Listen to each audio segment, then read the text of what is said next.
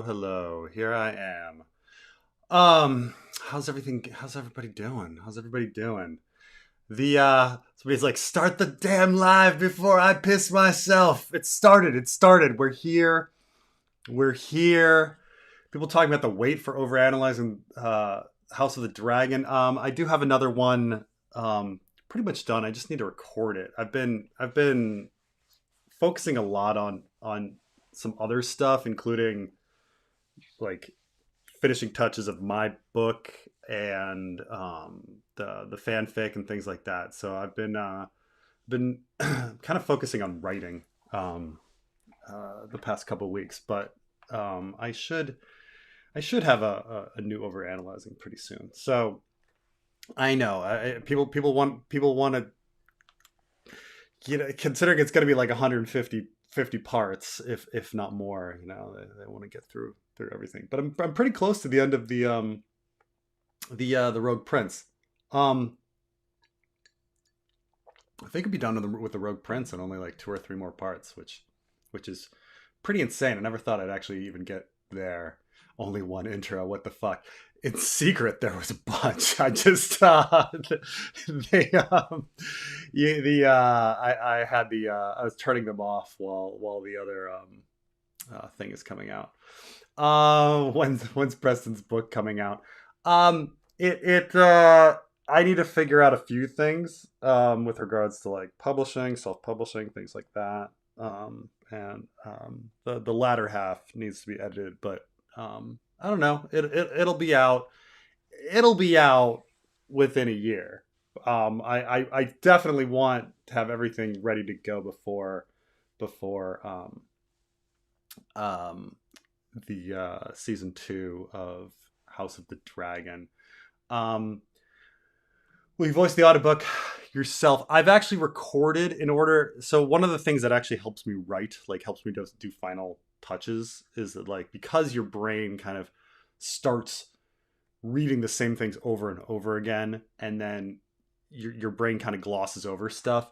In order to really get things fine tuned, it helps to read stuff aloud, and really it's just to like firm that in. I like recorded myself with the first, at least I've done the first, it's 8 chapter book, but like the first 3 chapters I've recorded with my own voice. um I've thought about whether to have a professional, and I don't know. There's positives and negatives to it. One, it's like my book contains a lot of foreign words, and I don't know if the professionals like will know how to pronounce everything, but they're obviously better. The thing is also like half my book is female characters, and I don't know if I really do female characters very well. Um, and so I don't know. I don't know. I may have both. I may have both. It's fun. It's funny. I was watching that Daniel Green guy, the guy that does fantasy news, because he wrote his own book and then got like the some professionals to do it, and he got like this couple that did fantasy stuff. I think they recorded Wheel of Time, and so he had them do his book. But they're on the older side, like they're in their 60s, and so their voice is in their 60s. My characters are in their like late 20s, early 30s, so I don't know if they would work. I mean, I like the idea of having a male and female duo where you can get both male and female characters. So I don't know. I don't know. I don't know. I do my book in Spanish. Maybe I'll be in the Dominican Republic in a year. I'm moving to the Dominican Republic, so we shall see. How we shall see. Um, let's see here. Um, so before let's talk a little bit about the topic at hand. So I wanted to talk about some fun things about way back when there was a time where the fandom was wait the Feast for Crows was out, and they were waiting for a Dance with Dragons. And what's interesting about this is that this is all a lot of this is very much cataloged in the Westeros.org forum, which is a hilarious walk down memory lane. Now I will say that before like Game of Thrones came about and like people really got into things, and keep in mind like I only got into Ice and Fire when Game of Thrones came out, but there like things got a little nuts when Game of Thrones came out. You had a different type of audience coming in. So I will say that like the pre Game of Thrones people are actually a little bit more level headed. Like they like yes, half of these topics here are Jon's parentage. Jon is the child of Eddard Stark and Ashara Dayne. And then R plus A equals J, the twist, Rhaegar and Lyanna, Jon's thread, part 2. Like, and they're talking about a lot of the same things. Like, do you hate Jaime? What's with the Catelyn hate? It's the same stuff. This is 2006 posts, 2006. So keep in mind, Dance with Dragons comes out in 2011, and I think Game of Thrones premieres in is it 2010, 2011? There's actually a post here. HBO series a real possibility? Hell yeah, kind of funny. And so the people are actually kind of chill with regards to like talking about and debating things. Like things go nuts once Game of Thrones is released because you get all of these people that think like Jon is the Jon is Jesus like kind of stuff. These people tend to know George R. R. Martin's work pretty well and understand that like he's not trying to rewrite Lord of the Rings. But then the fandom goes nuts after that, and it's just all Jon is the savior kind of posts for years. But a hilarious trip down memory lane is if we go into a Dance with Dragons release discussion. And so keep in mind, this post is August of 2006. Dance with Dragons is published June 2011. So they are 5 years away from A Dance with Dragons being published. And they're about 1 year past A Feast for Crows being published.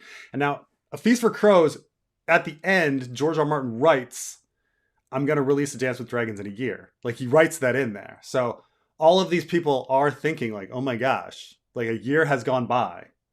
A Dance with Dragons should be coming out, right? This is where these people are at this moment. And so they're all a lot of this speculating. And they say like, some of the stuff is hilarious because it's like, according to George R. R. Martin's not a blog entry on 8/17, he will have written as good as nothing in August, and he aims to do better in September, adding up the slow writing pace since the beginning of the year. I guess it's pretty sure that we can be pretty sure that delivering the story by the end of the year is close to impossible. I'm not putting any money on delivery dates, but I'm thinking early spring, summer 2007, resulting in the release date of 2007. No problem for me. I prefer a great book. After all, we've had worse than waiting for a mere 2 years. And the stuff it's just like post after post of hilarious stuff. Like, no, I think he can deliver it by the end of January. So end of July 2007 is the earliest, and then people being like, there's so much stuff that's like, oh, I'm going to be the pessimist and say that it's not going to be out until 2008.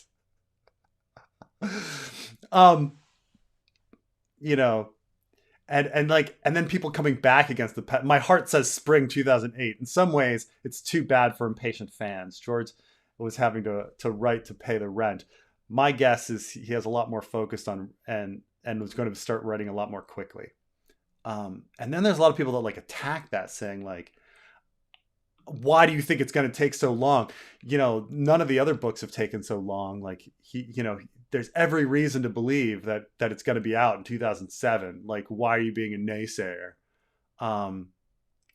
It could come out by June. It could come out at the end of July or the start of August 2007.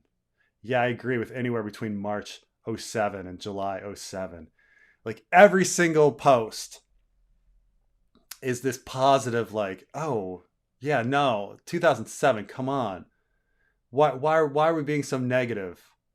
And it's one of the most hilarious things to go down, because it's the exact same discussions that happened today about, no, he started writing faster. Oh, he's in a really good place. And some of the funnier ones are also speculation on what A Dance with Dragons is going to be like. And so it's very clear that a lot of the posts were like, A Feast for Crows, nothing really happened. And I think it's because like all of the action is going to be in A Dance with Dragons. And what's funny is that like now we look back as A Feast for Crows is the one with action, and A Dance with Dragons is the one where everyone's kind of like spinning their wheels. But man, it's one of the funnier fascinating things like going through this here. But this is a lengthy rant here. I think this is pretty interesting. I think George R. R. Martin is still having problems with the series creatively. I don't think these are anything like we experienced with the first three years of writing A Feast for Crows. That, as far as I can tell, was the nadir. I think the work is now progressing better. But now, as well as perhaps with the first 3 books, there are a few creative problems. But this is a guess based off random snippets, but it brings me to the next point. I also wish George R. R. Martin wouldn't bother with the updates. They seem to cause more grief than relief.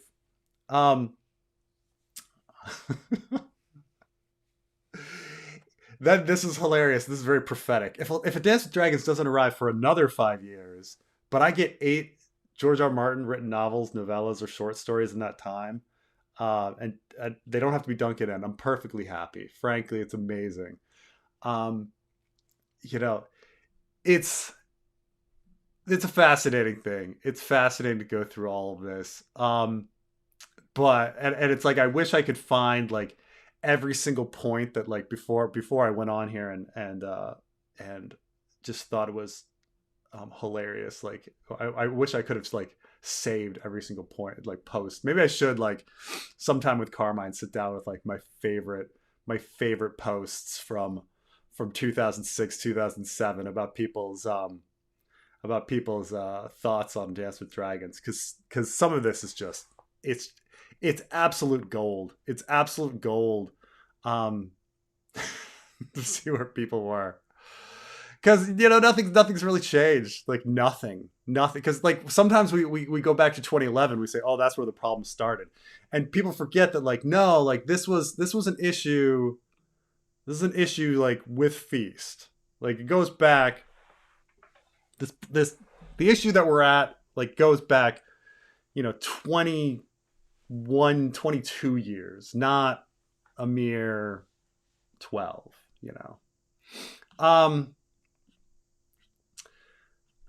All right, let's see. Let's get back. Let's talk some chats. But it is hilarious just how delusional people can be. Like how much hope people have.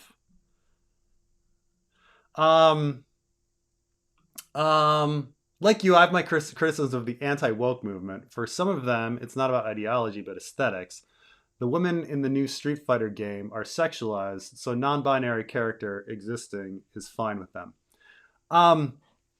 So everything is like, I'm very much an economist, and like when I look at entertainment, I only think of people trying to make money. Like, that's all they're trying to do.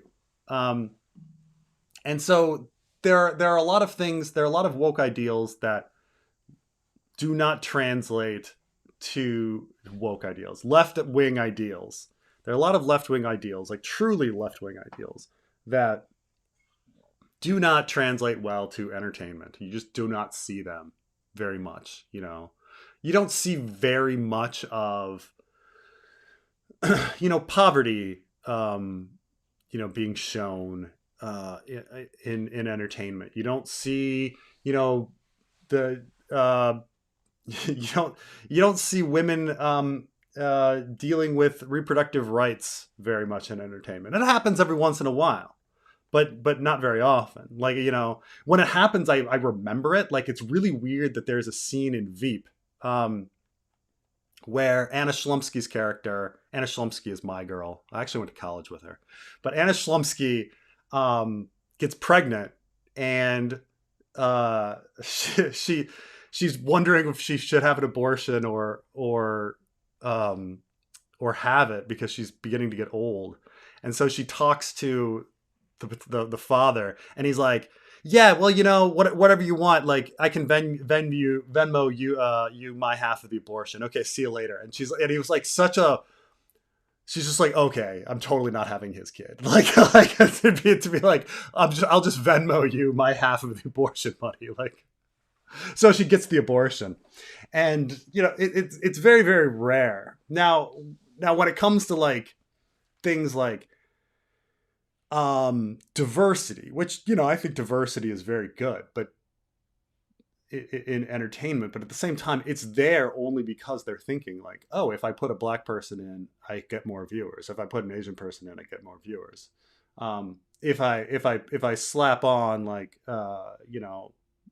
girls empowerment, I get female viewers. Like, that's all they're thinking about. That's all they're thinking about when they do this stuff.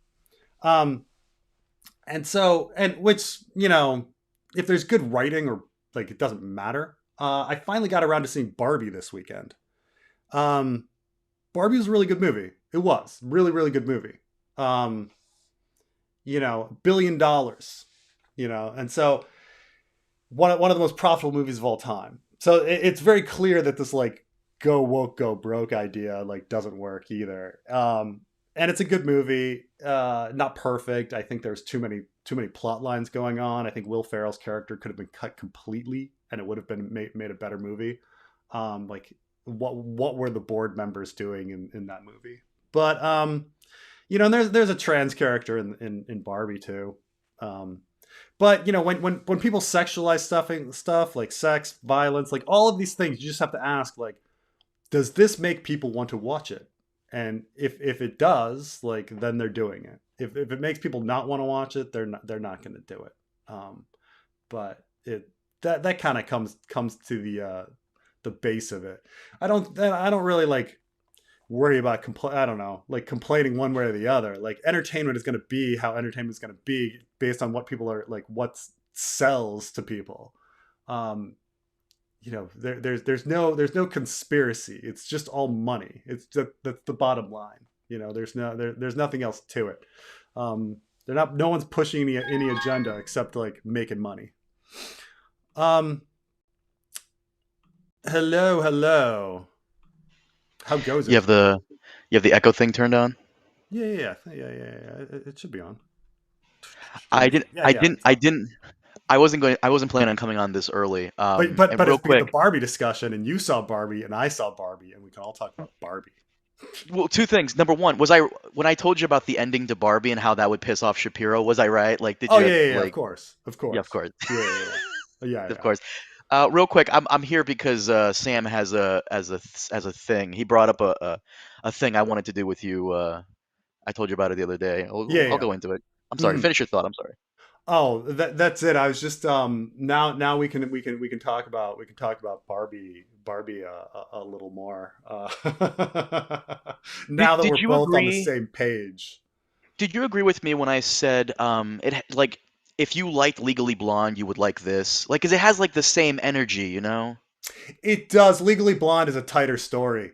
Like, Legally Blonde is a much tighter story than this. Like, like, I understand what you're saying. Like, there's a lot of like the whole like pink and powerful kind of idea of like, I can be feminine and powerful at the same time. Like, those aren't like antithetical. Um, I don't need to be a man in order to be. I don't need to be a man in order to be powerful. This movie, well, one, it was more fever dream of like visuals and craziness. Also, it was way beyond meta. Like, every joke and every criticism you can have of the movie, they already like address the criticism and like lampshade it and call it out, and they're like done. And they're like, okay, yeah, we got it. We mentioned it. Let's move on. Like, and like, there's so much crammed in. Um, Like I was thinking about um at the end, Ryan Gosling. Like Ryan Gosling is upset that his patriarchy is like falls apart, and so or Ken Ryan Gosling Ken is upset that his patriarchy falls apart, so he starts crying and he runs off. And Issa Rae is like, "Is he crying?" And then um, Margot Robbie Barbie like runs in and is like, Ken, it's okay you cry, because they're clearly like making the joke, oh, men are crying, which is a common movie joke, like, oh, a man, like a man is weak if he cries, right? And they went and threw that joke in there. And so then she has to go in and say, well, like, it's okay that you cry. And he's like, yeah, I'm a liberated dude. I know that. I can cry. And you're like, like, it's like, okay, like they already recognize the criticism of them trying to make that joke, and then they lampshade it by having Ken being like, yeah, it's okay, I'm a liberated man, I know it's fine to cry, and then like moving on to the next joke, like so, because I would have like, what, the minute he started crying and they ran off, I was like, ooh, that's bad. They're just portraying men crying as a negative thing, as a joke, and then they like reference it and they're like, nah, Legally Blonde didn't do that shit. I mean, Legally Blonde was not that meta, you know. It's this generation's Legally Blonde in terms of energy. By the way, two things. Number one, Shapiro swore up and down that this was going to fail. It passed like 1 billion at the box office. Yeah, So, yeah, it's huge. There's definitely gonna be a uh, Ken. Well, I was reading about the and this gets into I mean, vaguely tangentially to like House of the Dragon and other production. Like, um, normally when a movie hits $1 billion like this, there's immediate sequel talk. Like immediate. yeah. Like of course there would be sequel talk. You don't have $1 billion franchise and not have sequel talk. You don't have immediately being like, when's the Ken movie coming out? But because of the strike, no one can appear to talk about it. Like no one, so like all of a sudden it's crickets on whether or not there's gonna be a sequel. Both Gosling and Margot Robbie did not have options in their contract to return. Mm. So Real quick, I found a new YouTuber through the grapevine that you'll fucking love if you you're want to leaving pull me him up real for quick. you're leaving me for This guy, he just released a video how, and you're gonna love this title, how the critical drinker misinterprets Barbie and why that matters. He is one of those guys. Like he hits back. The one video I watched of his, which is fucking great, Woke Spotting explained how the grift works, where he fires back at all the grifters. You're gonna love this guy. Definitely check him out. He's on what's the his up. name? The Pillar of Garbage. It sounds like one of those grifty YouTube channels. It's not. It's Yeah, not. like He like attacks like the like Thought grifts. Slime or something. Something like that, yeah. Like he has some very good analyticals. Like, can Futurama work in 2023? But then he Yeah, goes and says, what is it? It's just him attacking a lot of the grifters, which I fucking that's enjoy. good. That's good. That's good. They need it. They need it. How do you think Littlefinger will die? I think that Littlefinger needs to die by like I think Sansa needs to do something to kill off Littlefinger. I mean I think that like um or she needs to expose him somehow. But the question is like how. And the thing is I do think Littlefinger will die because I think like it's important for Elaine Stone or Elaine Baelish to inherit Harrenhal. Like I think that's just like like a logical step of the story. And Sansa gaining a whole bunch of power in that respect and like coming into her own. Because she would become like whatever Lady Paramount of the Riverlands at that point, and like she's a heartbeat away from a lot of power. Um, but I don't know. Like I think there's something where she would have to like use her intelligence to figure something out and expose something that Littlefinger did. I tried to have something like that in my season 7 fix videos where like she puzzles out like Littlefinger's plan and exposes him and stuff like that. That's what I would hope. That's what I would hope would happen. That it's something Sansa related, something to do with her, like her intelligence and being able to figure things out, and it leading to her gaining power. But obviously she can't just kill somebody because that's just not Sansa. It has to be some sort of like exposing him, rightfully so. Like nothing like vicious or evil. But yeah. Preston, have you tried the Aesop Sporcle quizzes? There's one guessing the top 300 most mentioned characters in the series and per book. So Carmine literally like last week is like, let's do one of Yep. these quizzes. So we are going to do one of these like this week, and So have some real fun. quick on this topic, because I'll just go into this and I'll hop off. I'll hop on later maybe. So I don't know if you remember this when we first teamed up. What, 6 years ago now? It's been Mm. 6 years, by the way, when we first started doing stuff together. One of the first videos we ever did was you. I might re-upload it with a better audio. You were quizzing me on Ice and Fire. You gave me 10 questions. Do you remember this? Mm-hmm. Yeah, Gave me yeah, 10 yeah. I do. questions. And I like to say I did okay. What I would like to do is kind of do like a reverse where I do a fucking thing and quiz you, but I want to include the audience in this, and I want the audience to hit me up. Just message me on privately on Twitter or Insta or Facebook. And if you guys have any questions you think could stump Preston, send it to me, and I will put it in the whole thing. And then like 10 questions, we'll do it. And I'm down. Are you down? Sure, I'm sure I'm gonna get stumped though. Like I don't think it's like a I big got one for thing. you right now if you want. Okay, okay. Let's This do is a it. Baratheon question, though. Okay, give me a Baratheon question, and you'll probably stump me right now and make me look dumb. Okay, let's do it. So, as a kid, Stannis Baratheon found like a little bird, and Robert made fun of it and said you should call it Weak Wing. Stannis, in defiance, called it something else. What was the name of it? Look up. Look. Don't look at chat. Chat's gonna help you. Chat's gonna help you.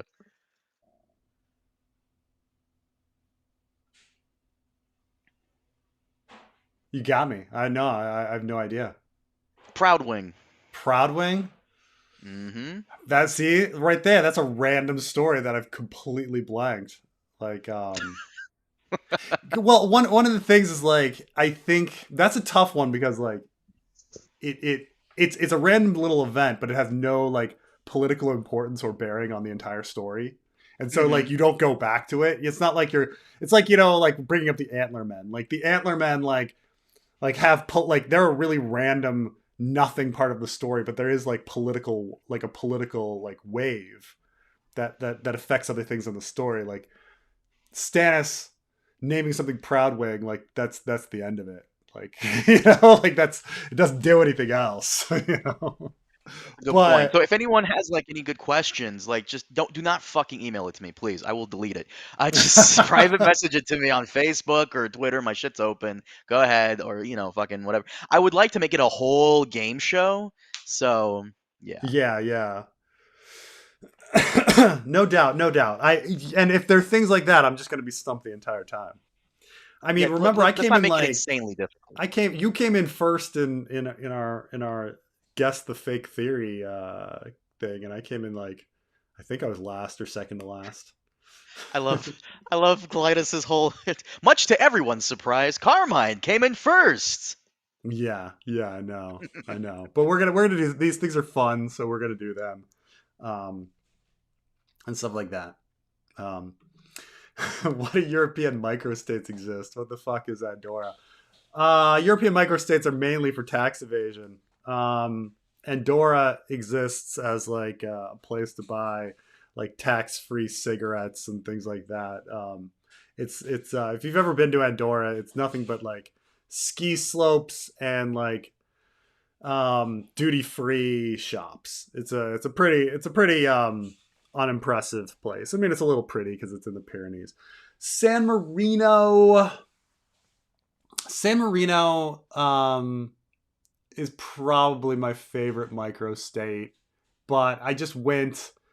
It's really hard to get to, and you go up the mountain, and it's a cute little town up there, and it was very foggy and beautiful. So I'm a big. I like San Marino quite a bit. San Marino is the one of the two microstates inside Italy. So Italy has 2 microstates. It's got Vatican City and it's got San Marino.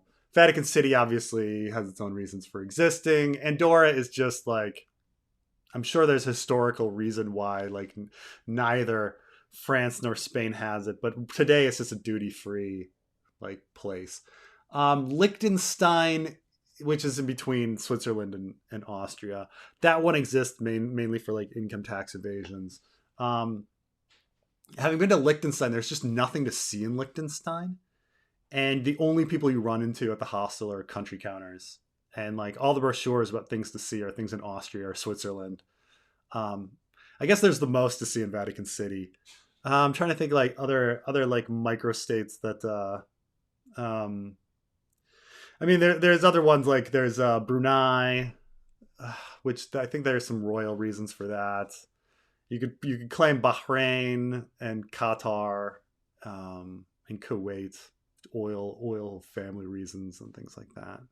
And then just a lot of islands. I'm just thinking like other like random microstates. East Timor, for what East Timor exists, because of religious differences. The Portuguese had broken it off and made it Catholic, while the Dutch had Indonesia and things like that. But the European microstates, I mean, Monaco. I guess it seems like I would say like a gambling haven for a while, right? I don't know, but they should totally be. There's no reason for them to really exist. I mean, is there really much reason for most nation states to exist? Um,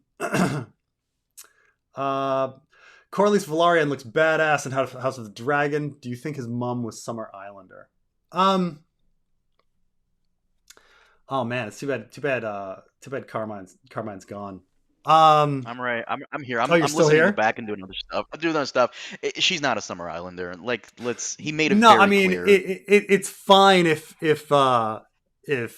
she is. It's but I think we talked a lot about a little bit about like race and the Targaryens and everything, and it's a very weird discussion because this is a kind of a long discussion. Like race is very important. Skin color and race is very important in our world, but race is not that important in the world of Ice and Fire. And I don't know if this is just by chance, like, or if George R. R. Martin really thought of it. Like, but when you hear people talk, they talk about hair color, they talk about eye color, but they don't really talk about skin color very much in Ice and Fire. Like you get occasionally a mention of, oh, he's a swarthy looking Dornishman, or he's Jorah is swarthy looking, and oh, the Summer Islanders have like ink skin. But no one really like focuses on that much. They don't dwell on it too much. Like the dwelling and the importance is on hair color and eye color. And even when they're describing the Targaryens, they talk about like, oh, the silver gold hair, the purple eyes, the blood of the dragon. So that's not the skin color isn't like the thing. So you could imagine a world like, and again, like skin color is really important in our world because we had slavery based on skin color. Okay. And so from that, we have an entire world obsessed with skin color because at some point, skin color did represent like a class of human beings with different rights. That doesn't exist. That doesn't exist in the world of Ice and Fire. There was no race-based slavery in their world. There was That we know of. There was hair color, eye color based slavery. The Valyrians enslaving others, but nothing focused on skin color. And there's actually only one passage. There's only once in the entire series that Dany is called pale. I think there's once that Viserys is called pale. And so this idea that like they're these like pale, like white people, is largely a creation. Like, yes, we kind of think like people with like blonde hair are going to be pale, but they don't have to be. This is a fantasy book. So, if one could imagine that the Valyrians had a variety of skin colors, but like purple eyes and and silver gold hair, um, is that the same as imagining a world where like everybody's white, but there's a variety of like eye color and hair color? You know, like you just flip it a bit. Um, and so it's not like it's not the end of the world to have like black Valyrians, you know, like you know, it gets into some interesting questions. And again, like I don't think George R. R. Martin was thinking about these sorts of things, or Ryan Condal was necessarily thinking about these things. I think it worked out really well because episode 8 with Vaemon's petition is like really good in House of the Dragon. But you know, you can kind of step back and say like why is skin color so important? Well, it's important to us in our world because we had slavery, but it's skin color is not important to them. They didn't have slavery based on it. So you know, try to imagine that like all the emotion that we have over skin color they have over eyes or like hair color, you know, as a more important thing. I always saw it as like how how there's stony Dornish Mm, and sandy Dornish and salty Dornish. That's kind of how I see it here. Like the Valyrians can be any skin tone; it doesn't matter. But let's be honest for 2 seconds here. Ryan Condal came out and said, "Yeah, we made the Velaryons black because diversity." That's literally why he. sure, Yeah, sure. Of that's course they did. let Of let's course. not do mental gymnastics. Like, but I can It's I will all like I say. also It's all about money. Of course, yeah. you know they were But like, I will crap. People are also going to look at House of the Dragon and they're going to be like, oh my god, it's so white. Ah, let's throw in a few. Let's throw in some minorities so that like more people will watch. Like so that you know the certain demographics will watch. Like that was the calculation. Like we all know that that's the calculation. But yeah. at the same time, like does it ruin the story? No. In fact, it kind of made House of the Dragon better. Um, so because it was written, you know, it was written well. It was written well. So It's about to be even better because I feel bad for Steve Toussaint. His character Corlys wasn't on screen as much, and I think Vaemon stole the show in terms of the Velaryons. But mm, did you hear the news? I think we discussed this. The guy who played father in Raised by Wolves, Salim yeah, Abukar, he's going to. And did you hear the news of who's playing Jane Eyre? I did. I did. So Mother mother from mother Raised is by playing Wolves. Jane Eyre. Yeah. Yeah. Phenomenal. No, like with the Dornish, like we could have salty, stony She Dornish, blah say blah blah blah. she seems a Valyrian can little be any old, color. but okay, you know. Stop it. Stop it. No, but this like even if they didn't do it for diversity's sake, like it still makes sense that the Valyrians could be any skin tone. Like yeah, Yes. it's a large empire. Like of course, Hmm. you They, know. they they It they colonized all sorts of different places, you know. yeah, Um, that makes sense. the Basilisk Isles they colonized, so it's not that big a deal. That I mean, logically speaking, you know, it's just that when people start talking about like the blood of the dragon and keeping the blood of the dragon pure. Well, one, the Valyrians weren't dragon riders. I mean, the Valyrians weren't dragon riders, so that's like not even like a Targaryen thing. Um, like it's not even their thing. But like the Valyrians weren't dragon riders, so they have no reason to keep the blood of the dragon pure. But like, so they could have mixture with their colonies or wherever, so but yeah, mother from Raised by Wolves is going to be Jane Eyre. Jane Eyre was supposed to be young, but it's fine. And then Vaemon's bastard is going to be one of the dragon seeds. Did you hear about that? We Vaemon's bastards. Yeah, this is That like would be. new. This is new, like plot. They're like saying that one of the dragon seeds, I think, is going to be Vaemon's bastard. Are you serious? Yeah, Where'd you hear that? dragon demands. Dragon I demands. knew you were gonna say that. Hey, Dragon Yamans, can you please like hit me up privately on Twitter and confirm that? I'm actually curious now, because oh, did also I know we're on Dragon Demands. There's news that a trans woman was cast in House of the Dragon season 2, who's a YouTuber. I don't know if you've ever heard of this person before. Let me see. Huh. It is uh Willie Thorne, a professional actor. She's also I'm reading Dragon Man's thing. She's also a YouTuber with 100,000 subs. No, Philosophy Tube has over 1 million. Hmm. Abigail Thorne came out 2 years ago as a trans woman. Have you ever seen Philosophy Tube? I've not. I mean, I've heard of them.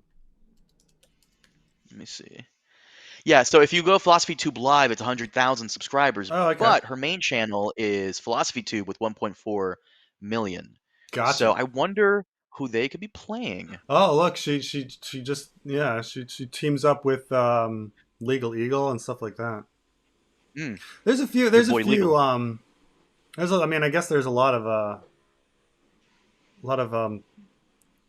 trans content creators that are pretty big these days. So, They um, also cast, by the way, I know on the topic of Dragon Seeds, they just cast Silver Dennis too, who gets fucked up by I think Sheep Stealer or one of the other dragons when he tries to tame him. So oh, okay, we will. okay. Mm-hmm. Very, very random small character, Silver Dennis. You know what? I'm glad they're bringing like these random small characters from Fire and Blood because it shows that like he's paying attention. It's like the oh fuck, I forgot her name. Episode 3 of House of the Dragon. They talk Lady Kira Lannister talks about her. Fuck, why did I forget her? The one that got kidnapped in the Stepstones and she later becomes like the queen Oh, of Swan, wow. Yes, thank you. Mhm. Karina Swan. Yeah. Mhm. Um, rewatching your video about what character George Ritt's killing, ever thought it was Oberyn? He certainly had a lot of potential. Certainly, but at the same time, I think like with some character like Oberyn, you I think the idea is that you have the Hydra kind of situation that you cut off Oberyn's head and you have the Sand Snakes like come forward, and and I think that that's kind of like planned in there from the beginning of the need for the Sands, and so like I don't necessarily think there's anything that you couldn't that killing Oberyn off would like paint you into a corner about. Because say Oberyn has a secret. Well, he just told that secret to one of the Sand Snakes, to Sorella, and that this was his real plan. Say you needed a fighter. Well, we've got Obara. Say you needed some like, a secret poisoner. Well, we have Tyene. Say you have like you need some political mover that you've got Lady Nim. You've got you have all of the characters that you need in his daughters, and so like that's it. Like it doesn't like Oberyn isn't really dead. He's just the Hydra is just transformed. I think is the idea. So I mean, it's not that I don't love Oberyn, I do, but I'm just thinking like in a literary sense, like Oberyn isn't really dead. He's now lives on in 8 other characters. Or realistically 4 other characters, but unless you want to add Elia Sand on there too, maybe 5, I don't know, but I think that's kind of the situation with him. Winds of Winter may never come out. Carmine is right. George R. R. Martin foreshadowing end with other books: Fire and Blood, The World of Ice and Fire, Regent Council, Aemon Daemon over God's Eye, Euron versus Jon.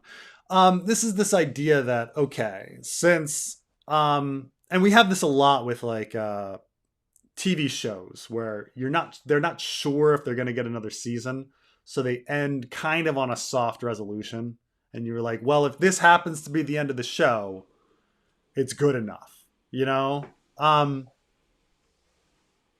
Sometimes it can be a really strong ending, like I'm trying to think like, okay, Buffy the Vampire Slayer went 7 seasons, but she was getting canceled from one of her networks at the end of 5th season, so she like dies at the end of 5th season. And that could have been an ending. But then they bring her back and she's like on a new network. Or I think when Angel ended, they thought they were going to get a sixth season, and then they didn't, and they needed to wrap things up really quickly. And so they do a very fun like ending it on a cliffhanger, but every episode of Angel ends on a cliffhanger, so it was kind of like a nod to that, saying, you know what, like it all doesn't matter, like if Angel dies here or Angel dies later, because this is how he would die. Like he would die fighting, um, fighting for what he believes in against like odds, even though the results probably like won't matter. You know, he'd still fight anyway. And so I do love it. But the so I, you know, would George be able to do something like that with the Winds of Winter? I don't know. I don't know. Because like when I think of the Winds of Winter, and you know, I would say like, okay, goal for the Winds of Winter: have all characters south of the Wall or back or and out of Essos. Like have that be the goal, and have them land. And is that like, can you at that point have a satisfying resolution where all of the characters are like, where you kind of write something like about the ambiguity of how things are going to go going forward. I don't know. I mean, it's not impossible. It's not impossible, but I think it's difficult to have that kind of resolution when there's so many characters still, you know, and you need to have them like pruned and I don't know, and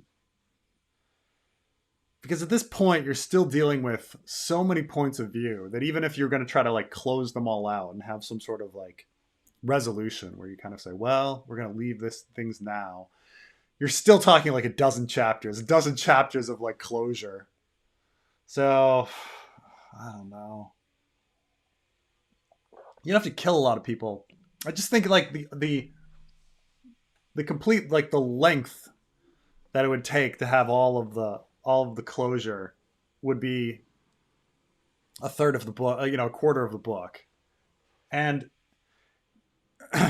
just moving things an inch forward takes like a third to a half of the book, like because of all the battles that he set up and things like that. So I don't know. Like I would love something like that, but I don't necessarily think we're going to see anything like that. Preston, how much do you know about Japanese politics, the 1955 system, etc.?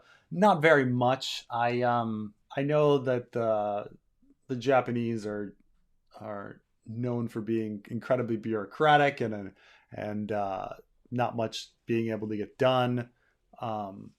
You know, my knowledge of them is mostly economic. Like, you know, I know about like the lost decade and deflation and things like that. But I don't actually know much about like their leadership or how things kind of went like post World War II, you know, or what was being set up. So, no, I'm pretty ignorant of Japan.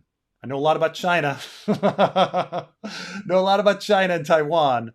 I know very little about Japan in that sense. Like, you know, just kind of the basics of like, I mean, Japanese history. I think Japanese history is super boring. How dare you? I know. I think Japanese history is really boring, and then it kind of gets interesting with Matthew Perry. You know, from Friends arrives. And then Matthew Perry from Friends like pulls them out of isolation, and then what are you talking about? Matthew Perry? Matthew Perry pulls the Japanese out of isolation? He does. Oh, what anime episode is this? What are you talking about? I'm looking this up. What? What? So the Japanese go into isolation in 1600.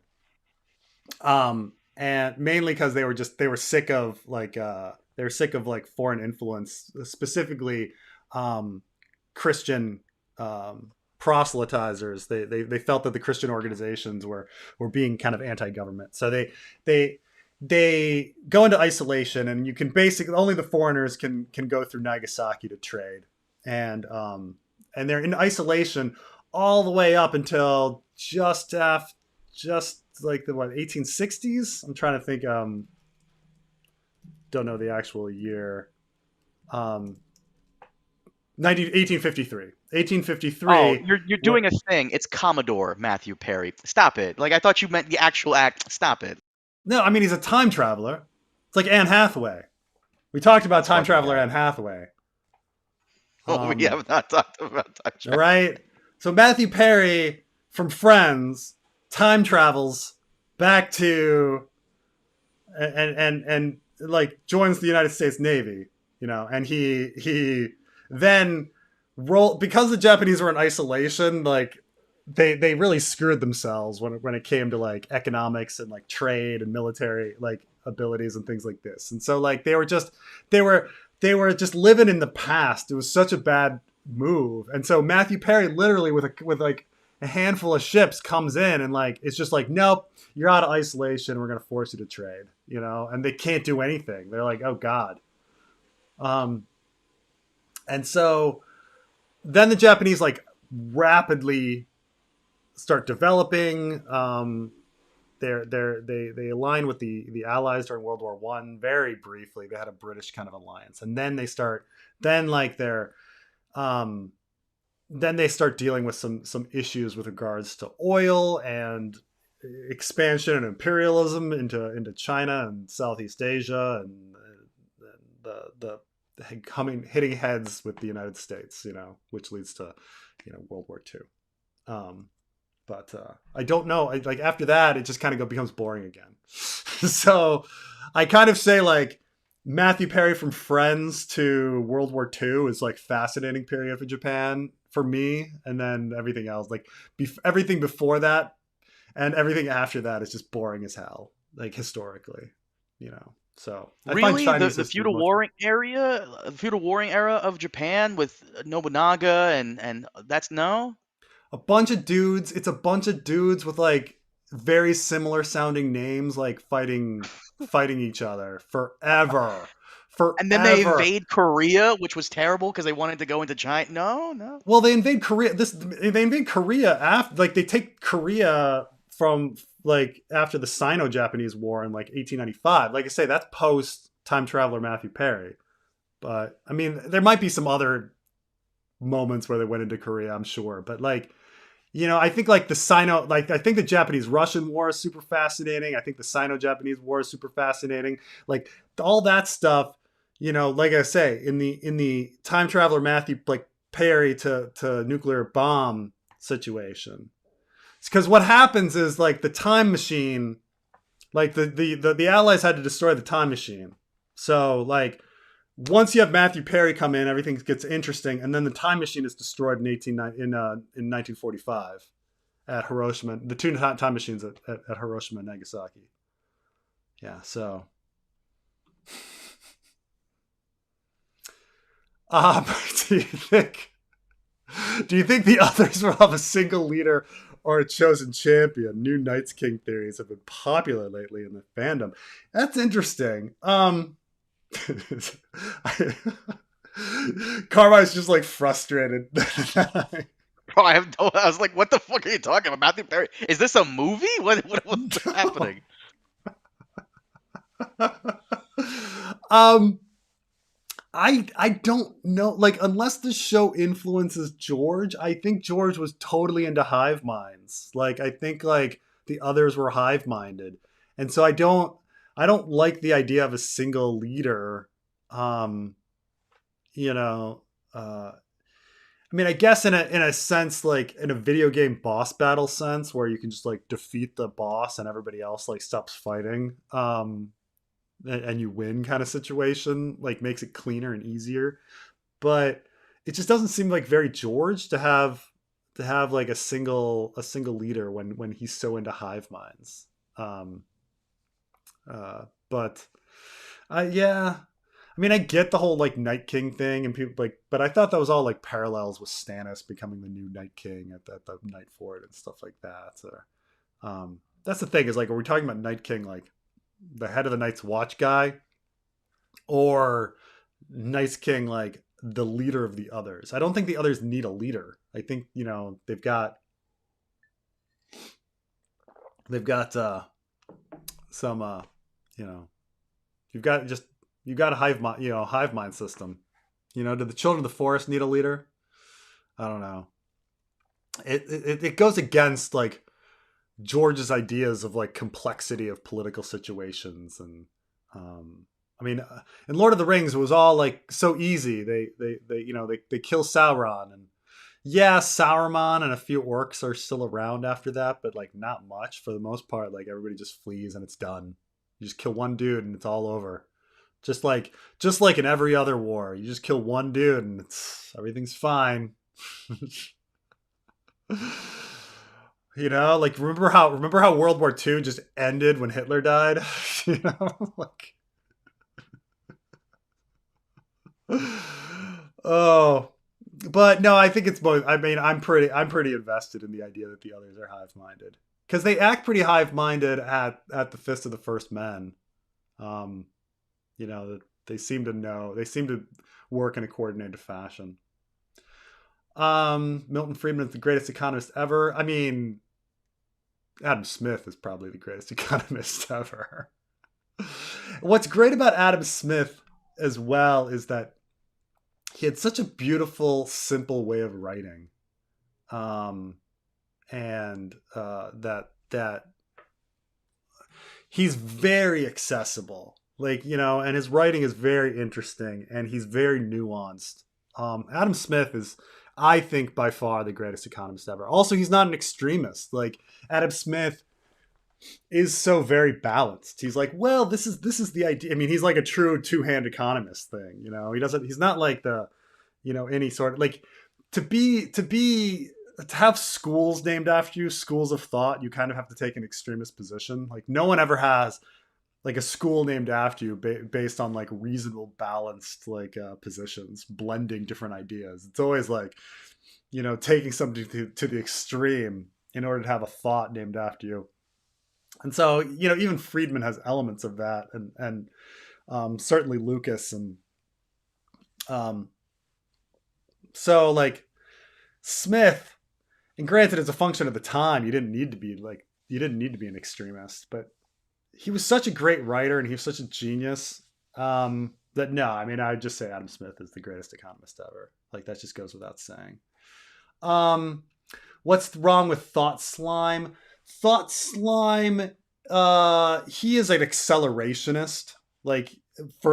Fundamentally, I disagree with him because he just he thinks that both Democrats and Republicans are equally bad, or like the difference between a Democrat is like so minute, and he doesn't really have a very good thought process. He has an entire he did a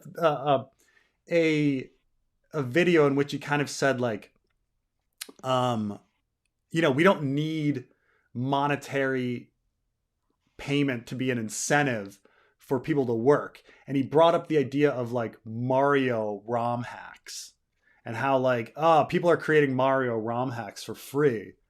And and he goes on this long thing about how and the way he talks is so condescending, and it's just well, all these Mario ROM hacks, we can't even stop the Mario ROM hacks and they're all for free. The idea that somehow we could run society without financial reimbursement for things like sanitation, sending people into mines, putting together shoes. No one's gonna do that fucking shit for free. And so thoughts his mind is in a completely different world, and I just don't get it. I also just don't think he's productive, because if you're not encouraging people to vote for Democrats, you're not gonna get anywhere. He's taking people out of the voting pool because he wants them to not vote or vote for extremist candidates, and it's just that's just pointless to me. And it's just you're not helping. You're taking yourself out of the discussion. You're not aiding if you're not voting for a real viable candidate. So that's my problem with Thought Slum, is I don't think his thought process is very good, and also I don't think he is making the world a better place because he's not pushing people to the right candidates. If that makes sense.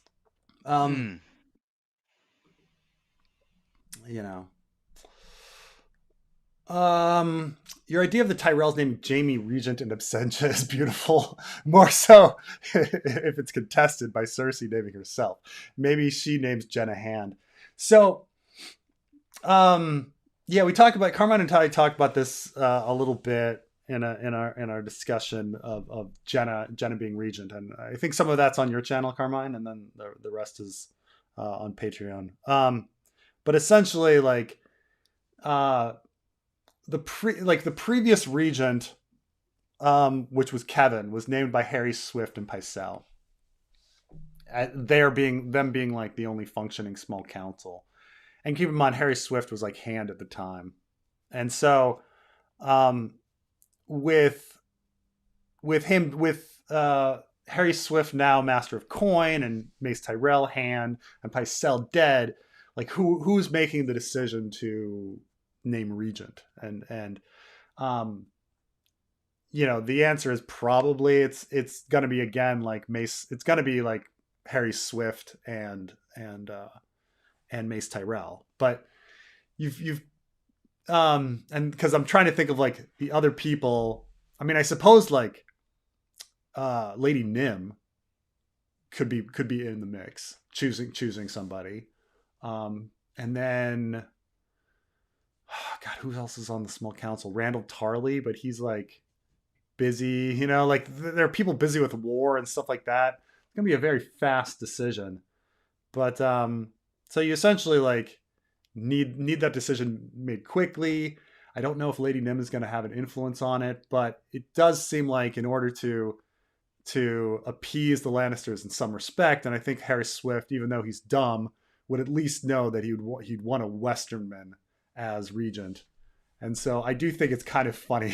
It would be funny to name Jaime an Essentia, and then try to figure out like who's going to rule instead. Like, it could be that like Jaime's like Jenna's like, no, I've got to like arrive, or like Mace names Jaime and then like Harry Swift sends a letter. Because the thing is, like Harry Swift, he's very weak. He's gonna be like, oh crap, like somebody needs to come, like like he knows enough to know that like I got to get a Lannister in here. Because well, I guess trying to think the relationship. Harry Swift is his daughter is married. Was his daughter or sister married to Kevin?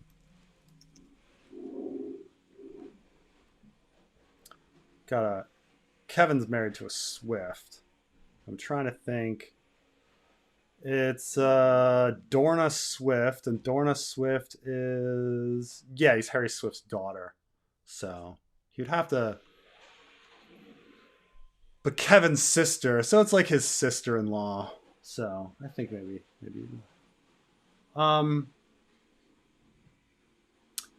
So, any plans to resolve the Gyles Rosby Ward subplot in the fanfic? Who do you think the Ward might be? This will absolutely 100% be resolved in the fanfic. It'll be coming up when we do the Cersei chapter. I think it's very important that the Rosby Ward be determined because of the invasion. And my guess is that it's going to be that the ward is that the chosen ward, or the whoever's taking control is going to be some sort of Aegon supporter, because it's important that the lands around King's Landing, which when we talk about the lands around King's Landing, we're talking about Rosby and we're talking about Stokeworth. Now, Stokeworth and Rosby are also like connected. So it may be that it's just that like it's not resolved and therefore Bronn like steps in and takes it all, which would be a crazy like kind of thing. Because like Bronn is already taking Stokeworth, but he could claim, because there's not like resolution on Rosby, he could claim Rosby as well. And then it's just all about who Bronn like decides to support. And I kind of think that Bronn is a Aegon supporter. I kind of feel like he's Varys' man. But now a lot of people love this idea that Oliver Frey is the ward, which I'm not on that page. And the reason is that Rosby's ward has some balls, right? He comes in there and he's just like, I'm taking control. And if it were Oliver, he would have only been able to be in there a couple months, and it's just like it just doesn't seem like he would be able to turn around and do something so bold. You know, like he's not established to be a bold guy like Bronn is. So to just come in and be like, it's mine, seems like a lot of attention for Oliver Frey to like to do. Because it sounds like it's somebody that, and plus like why would Gyles Rosby like be warding Oliver Frey and stuff like this? And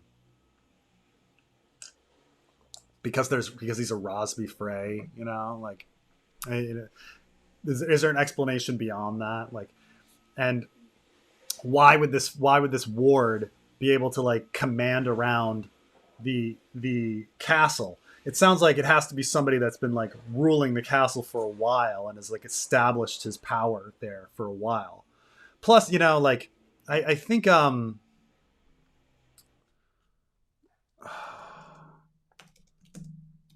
because keep in mind that Rosby himself, Gyles Rosby himself, is like barely in his land. He's in King's Landing the whole time.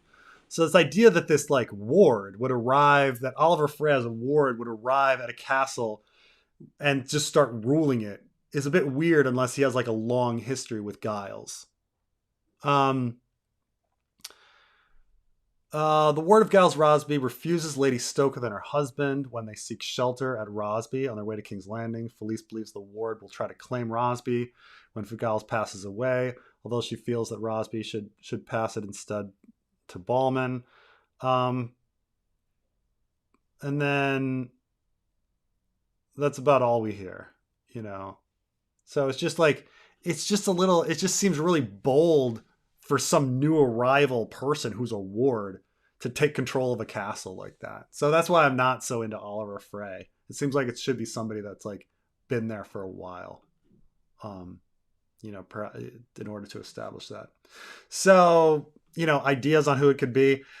Like I say, I would just probably like go through Blackfire houses. I have to decide on it. I'm not, you know, I don't know. It's one of those mystery boxes that like I don't know if even George like thought about the true answer to, or maybe the fact that like, you know, Bronn is just going to take it. The regretted kill is Joffrey changed my mind. Let me think about that. I mean, in order to have so Joffrey was around the age of 16 when he died, which is like about the age of majority. And so in order for Cersei to take power as regent and cause all of the funness of A Feast for Crows, Cersei has to be regent. And they just wouldn't have her be like having control if like Joffrey were still alive. You know, we couldn't have all of the fun of Cersei getting into trouble and then leading to everything with regards to her plot if Joffrey were king. It needs to be Tommen. It needs to be a young boy that does this. I mean, you know, to redo that, like, it's the best part. Like, Cersei is one of the best parts of like A Feast for Crows, A Dance with Dragons, right? So you can't have that if Joffrey is king, because he's just going to take control. Like, he's old enough that they'd be like, well, he's a young king, but you know, Tywin's dead, he's the king, you know. So, you know, that's so that's it. That's Liechtenstein. Yeah, whatever. We say Liechtenstein. We just say Liechtenstein in English. We say a lot of things. We say Paris. We don't say Paris. We don't say Paris. We say Paris. We say Rome. We don't say Roma. You know? In America, when Americans talk about Liechtenstein, we say Liechtenstein, okay? It may be wrong. It may not be how they pronounce it, but whatever. Liechtenstein. The Does your dislike of R plus L cause you to dislike Jon? You know, I suppose like there must be some sort of like subconscious push in my head like that. The just knowing human being. Like I think I'd be saying dishonest if like it didn't color my opinion. But I do like Jon. I like Jon as a character quite a bit. And if you go back and like really focus on his story as an awakening to understanding wildlings and understanding like that we're all human beings and like in that cultural sense, it's a very compelling story.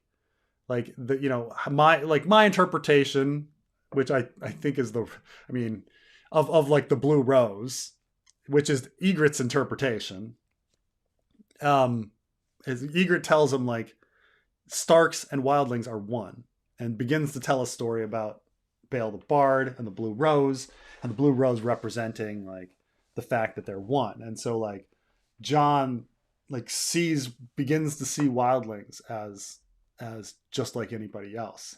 Stop seeing them as the other, stop seeing them as enemies. And so Jon's story is a cool little story. I like it a lot. And in the end, he does everything he can to like help the wildlings, and he gets killed at the end for it. And it's a sad tale. It's in a sense, it's like,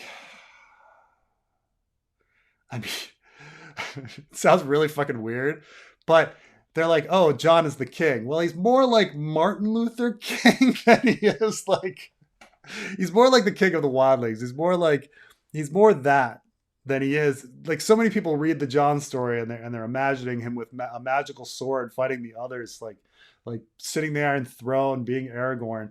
And it's like, if you read his story as like a guy who is discovering, at least beginning of Clash on, like is discovering that, wildlings are just people like anybody else. We were just born on different sides of the wall. And even when you go back further, you go to like the Jon story in a Game of Thrones, where, the reason he saves Sam is he goes to Aemon and he says that the realm needs all sorts of different types of people, but it needs them all. Like we need the wildlings, we need people south of the wall. We need us all. Like, Jon has a very cool message. He has a very cool message about governing human beings. Less about birthrights and defeating magical telepathic ice monsters. His story is much more interesting in a social sense. And so like I love the Jon story. It just people weirdly don't talk about what I mean. That's what the Jon story is, and yet weirdly, like people don't talk about that. Like they don't talk about him like awakening to the fact that we're all just human beings, and the houses and walls are stupid. So I like Jon a lot, but yeah, it's just I guess I just don't. I think I more dislike the interpretation of Jon as this like classic warfighter hero, smash, sit the Iron Throne kind of thing. I don't know. Thanks for all you do. If you were in Ned's shoes, what would you have done after Robert died? Have you read Chomsky or Kahneman? Thoughts on their work? I've read some of Chomsky. I'm not sure. Let's see which Kahneman we're talking about. Oh, we're talking about Kahneman. Are you talking about the economist Kahneman? Because Daniel Kahneman, I've read a lot of Daniel Kahneman. If we're talking about him, if we're talking about a different Kahneman, I don't know, but like. It's weird that you coupled him with Chomsky, which makes me think you're talking about a different Kahneman. But I've read a lot of Daniel Kahneman, and I love Daniel Kahneman. Daniel Kahneman does, he's an economist who does work on happiness, and he has some fascinating thoughts on like happiness. and what utility means, like essentially, like at its root. You know, some fascinating stuff about like if you're listening to a like say you're listening to like a really great symphony, and he's like, oh, and you're having a great time, and then all of a sudden at the end there's like a screeching sound on the recording. Like people end the recording and they'll be like, well, it ruined the whole thing. We can talk about this with like Game of Thrones, right? You know, we're having a great time. We get to the end and we're like, oh, it ruined the whole thing. Well, it didn't really ruin the whole thing, right? Like we were having a great time. It was very pleasurable until the ending, but it ruined the memory of the whole thing. And so there in our minds, there's a big difference between like happiness with regards to momentary presentary pleasure and like happiness when it comes to like retrospective thought. And in fact, we put so little time into retrospective thought, but we value retrospective thought so much. So, but you balance these sorts of things. You know, just say like, you know, masturbating to internet porn has no retrospective value, but, you know, momentary pleasure. But like running a marathon is very painful in the moment, but in retrospect, people are very people love, like they love it. It's very satisfying. So, you know, people choose these two paths and they're completely different. And so like when you talk about like happiness and the choices that you make, both of these kind of things are like involved. Anyway, fucking love Daniel Kahneman, but like Chomsky, you know, Chomsky for the most part he's very political contrarian, and sometimes his political contrarianism is like very useful, and sometimes it's not. You know, it's fine. It's fine. You know, I like it fine. Now, if I were Ned, what would I have done after Robert died? I would have supported Renly.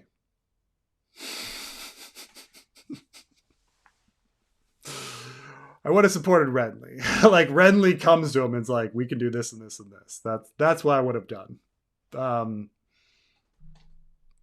Just in a sense of like my own family's safety. Like Renly is the only. I would have gone with Renly. I would have disappeared with Renly. You know. Now, would I have been killed by a shadow baby later? Maybe. But I didn't know that at the time. But yeah.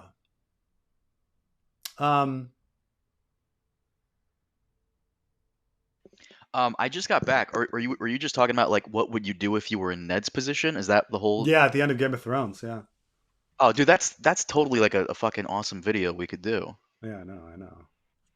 I know.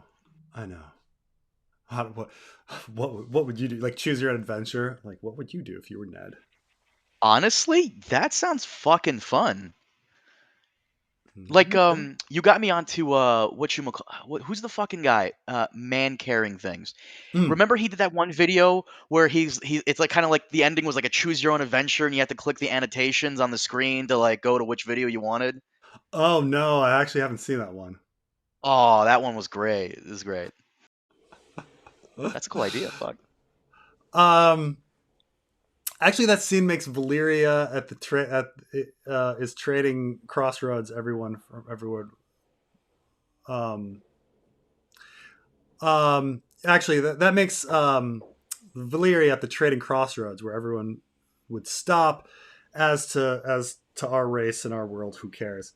Yeah, and one thing, in the Middle East, like race kind of has also like different meanings as well. Them being in the kind of the middle and trading crossroads. Like it's very difficult in the Middle East to be like, oh, what are you? Like, are you white?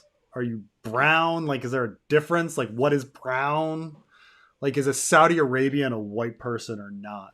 And so people start using these terms like brown or like, oh, I'm Arab. Well, Arab's not a race. Arab's a linguistic group. Like you can't, Arab is not a thing. You know, I mean, we do it today with also like Hispanic. Like, what's Hispanic? Hispanic is a linguistic term. Some people are like, oh, what's your race? Like, even in America today, like people, you know, really Hispanic is an ethnicity.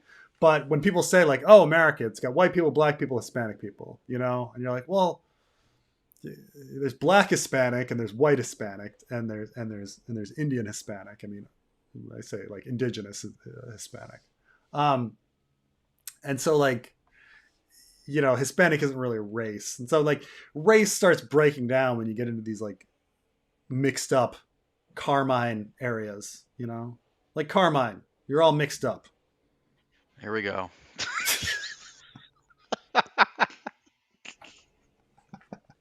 You always bring this up, even during what's that bad Marvel show we just finished? Where the ending sucked. Secret that? Invasion. Secret ending. Yeah, I wish it had one. Oh I my have the whole thing. god! Secret Invasion. It's like how many Marvel shows can bash refugees? We got any more? Bashing of refugees? It's one thing I've learned about refugees is they just keep becoming terrorists trying to take over the world. That's the thing about these refugees. You said something very early at the very start of the stream that I'm kind of very like indifferent on. You said like when it comes to actually no, you said something that I wouldn't say it's conflicting, but I don't give a fuck about diversity in the sense where it doesn't mean anything to me. Whether you have a show that's all black people, white people, Asian people, Hispanic, it don't mean shit to me. What means anything to me is like how good's the plot, how good's the dialogue, how's the writing, how's the pacing. Later, if you're like when you're done with the super chats, we should talk about Spider-Man Lotus. Have you heard of that? No, what's that? Oh my god, I think that's the worst piece of shit of 2023. I think it's fucking terrible. Probably worse than Secret Invasion. Worse than oh fuck yeah, Secret Invasion is a masterpiece compared to that piece of garbage. Oh my god, Spider-Man Lotus, fuck, so bad. Did you not see my tweet that someone was criticizing the movie, saying, "Of course, Spider-Man Lotus doesn't have any non-white people in it." I'm like, dude, the movie was so fucking trash. You want it to be trash but inclusive? Like, I don't understand you. Like, I don't understand the whole thing here. Like, I think anyone not associated with this film would be lucky to not be associated with this film. Yeah, you know what I was kind of thought of? So in Barbie, America Ferrara's like is it Ferrara? I don't want to get her name wrong. Lest it's Ferrara. It's Ferrara. America Ferrara. Oh god. First of all, like now whenever I see America Ferrara, like fucking Critical Drinker has a whole video where he makes fun of Doctor Strange 2 and the character of America Chavez, and he like keeps replacing her name with like different Latin American countries because he's never heard of the name America, which I understand being a white guy from Scotland that you're not going to come across the name America, which is a somewhat common Hispanic like female name in the United States. You're gonna hate me, but that's fucking hilarious. I'll give him that one. That's hilarious. It's so dumb. It's stupid, but it's fun. But I mean, like it kind of like it doesn't like America Ferrara is kind of a big like big deal. But so he just goes through the whole thing saying like Puerto Rico Chavez, Venezuela Chavez, like that's his whole thing. It's a whole joke. But it's like he doesn't know that like no people like girls are named America. Like Hispanic girls are named America in the United States. Like it's a somewhat common name, as common as the name Preston is for boys, for white boys. Actually, Preston is a much more common black name than white. True, black. Preston Garvey. Yeah. Only some would understand that reference. But yes, you're correct. You're so anyway, America Ferrara, who let's be honest, she's like the heart and soul of the Barbie movie, right? Like Ryan Gosling is the funniest part, but like the heart and soul of it, like all of like the emotion is America Ferrara. And America Ferrara has got this incredible speech, maybe at like the 2/3 point, about like everything that's like hard about being a woman, and she names like all the contradictions, and like it's a very, very good speech. But like that's the whole thing about like, but I was thinking about that speech and I connected with it because there's many things that were very universal about it, but there's like just the can't win kind of situations, right? Like the can't wins, You know, she's sitting there like ranting, and she's like, "Oh, you've got to be super into your kids and dedicated, but you're not allowed to talk about your kids ever." You know, and I was like, "That's so true. Like that's so very true." And she just like goes on this like rant. It's a very good scene. It's probably you know top 3 scenes of the movie, America Ferrera's rant. But but it's like that with any show. Like you can't fucking win, right? You can't fucking win. You cast all white people, you're gonna be bashed. You cast a few minorities, you're gonna be bashed. Like Jesus Christ, like what are you gonna do? What are you gonna do? Just do whatever and fuck it. Don't engage. I think that's what most people do, and it works. For example, is it Jordan Peele or the Mm. guy who did Nope? Yeah, He Jordan Peele. he came out and said that he would never cast a white person as the lead in any of his films. Great. Who fucking cares? That's all. Like Get Out was good. I Yeah, forgot the middle movie, yeah. but Nope was good. And I didn't like keep the in middle mind that one. Jordan Peele was raised by white parents and is married to a white woman. Like, let's like But no, it's that's his film. Tim yeah, Burton said the same shit. Like when it comes to the whole inclusivity thing, he doesn't really care about it. That's fine. It's your fucking movie. Do whatever you want. yeah, Do yeah, whatever you want. yeah. So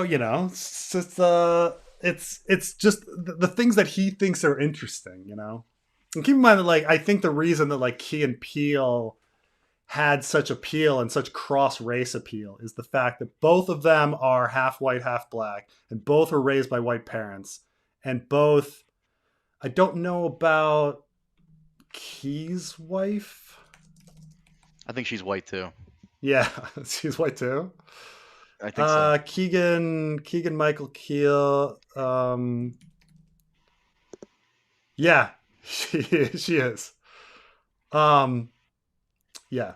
So real, very interesting world, right? You know, but they have certain perspective and are able to like connect with certain audiences because of their crossover. You know, which is the whole thing about like I've gone into this before about the America Chavez character. Puerto Rican shops. That's The fucking whole gold. point of That's her gold. character, the whole point of her character is the fact that like the thing is like when it's some dumb white guy from like Scotland that doesn't know what the fuck he's talking about though. Like the whole point is that she's like like her character can punch holes between dimensions. She can punch holes between worlds, just like like an immigrant is able to exist in 2 worlds at once. You know, and understand 2 worlds. Like this is the whole Key and Peele thing, like why they're able to play in both worlds. Like that's the whole fucking point of the character, and like just missing it and being like, well, that's stupid because her name's America Chavez. Wait, America Chavez is from like another dimension. Is there an America in her dimension? I would assume so, Yeah, right? yeah, there What if? is. But like, I'm talking about Okay. like the metaphorical thing, dude. I'm talking about I you, know. I motherfucker. I'm know. talking about you, motherfucker. I'm talking about Me. Carmine. I'm talking Me. about you being like, oh, I can like play with like Brazilians and like white Americans at the same time and cross between these worlds. Like that's the whole fucking point of the character. Like, Dominican Republic Chavez. Yeah, I'm sorry. right? That's fucking stupid It's funny. You like it too. You like it I'm too. no. I'm just. It's so fucking dumb. Like. It's basically you're basically just being like you're basically like the joke is essential, and I understand that you're Latino, but like the joke is haha Latinos are funny, like that's all it is. We kind of are, yeah. But By this the is way, like I love this. I love Kyle here. There's an America in every dimension. I'd like to think so. I'd probably, like to think. but this gets to somebody was bringing up Black Fraser. Do you know what I'm talking about when I say Black Fraser? No, this sounds amazing. What is Black Fraser? Let me see this. What is It's a this? 30 Rock thing. Oh, Black Yeah. Fraser. I gotta look this up. So it's Fraser, but like everybody's black. Hmm. Right. And like, first of all, when I saw it, I laughed out loud. I was like, okay, that's funny. But at the same time, somebody's like, yeah, but what's the joke besides they're black? And I'm like, it's Okay, no, the joke is just that they're black. And I was like, oh crap. Like I was laughing at a really dumb joke. Like a really like basement bottom joke. It's the same with like Puerto Rico Chavez. Like there's no joke to it other than the fact that she's Hispanic. Like that's I it. got a question. Why are you watching Critical Drinkers so much if you hate the It guy? was not. It was like one fucking. I know it was like 2 fucking videos. I've been bitching about these same 2 videos for like ever. I watched the Watch you Doctor watch like a Strange one third and I watched video the and you just Prey one, and I was like, "That's it. I'm done." What an idiot. what did you? Why Ugh. you didn't watch his House of the Dragon reviews? No, no, I No. didn't watch that. No, no, no. That was it. I was done after that. Ah. Done. Anyway, killing Vargo ruined the story. Maybe. I mean, I'm trying to think like anything bad. I mean, Vargo Hoat. He just. I mean, we don't have that many Lisp characters anymore. We need more Lisp characters in the story. Did you have a Lisp when you were young, Carmine? No, I had a very thick South American accent. I got rid of that though. I had a very slight. It wasn't even a lisp, but it was like when I did my S's, I kind of went to the side. I was like, sorry, because I used to have I had a big gap in my teeth, and like, but so I feel for the lisp, lisp people. What will Lancel's role in the fanfic be in the fanfic and later on? I've there's so much stuff with the Cersei chapter that like I haven't even like put it all together, because people had actually been sending me like Cersei chapters like ahead of that with like their ideas on what's going on with Cersei, and there's because it's so complicated. But I was thinking about the most heartbreaking thing for Lancel. Like the most heartbreaking thing is that Lancel is the champion for the faith and goes up against the mountain. Like that's the most heartbreaking thing I can think of. And we only know 2 characters who can go up, who are like warriors that would be chosen by the faith. The other being like Theobald Wells. So it's either him or Lancel. But it's just a heartbreaking thing that like even for Cersei, that Lancel has to die for her to live. And so like maybe that's his end, I don't know. It's such a gut-wrenching thing to even think about, to kill off Lancel that way. But maybe, I don't know. Is it too sad? What do you think, Carmine? A kill off Lancel in what way? You have a battle. You have the battle between the Mountain and Lancel, and then the Mountain smashes into Lancel's head, or Robert Strong bashes in Lancel's head and wins the trial for Cersei. Wow, I haven't really thought about how Lancel would die. I barely think about Lancel, but is that what you plan on You were doing? like, I picture him beneath the like running after a little bird, running after one for no reason underneath the Sept of Baelor, and then finding a whole bunch of wildfire, and then having his like leg stabbed, or his Achilles tendon cut, so he can't actually like walk, and then he crawls all the way to the wildfire and like almost blows it all out, but then doesn't, and has it explode. What do you think about that? I don't know what Uh, POV would observe that, but that's that's the other idea I had. hmm. I don't know. Maybe Cersei would kill him. Maybe Varys. I don't know. I haven't really thought on that. I mean, I just think it's heartbreaking. It's just heartbreaking, you know, that Lance would die that way. That's all, you know. Because you feel, I mean, like, I don't know, my feelings about Lancel just feel like he's just this poor manipulated like kid who, is manipulated by Cersei and then manipulated by whatever is sending him visions, and that he doesn't know what he's doing, and he's and I just feel bad, and having him have such a heartbreaking ending is just which is also just be like a punch in the gut. So Well, the death of innocence really is like a major theme in Ice and Fire. So as much as I know you would want him to like stay alive, you got to kill him off in the most brutal fashion possible. yeah, it's pretty brutal, pretty brutal. I think King Robb might be the character. This is again like George's regrets. Well, let me think.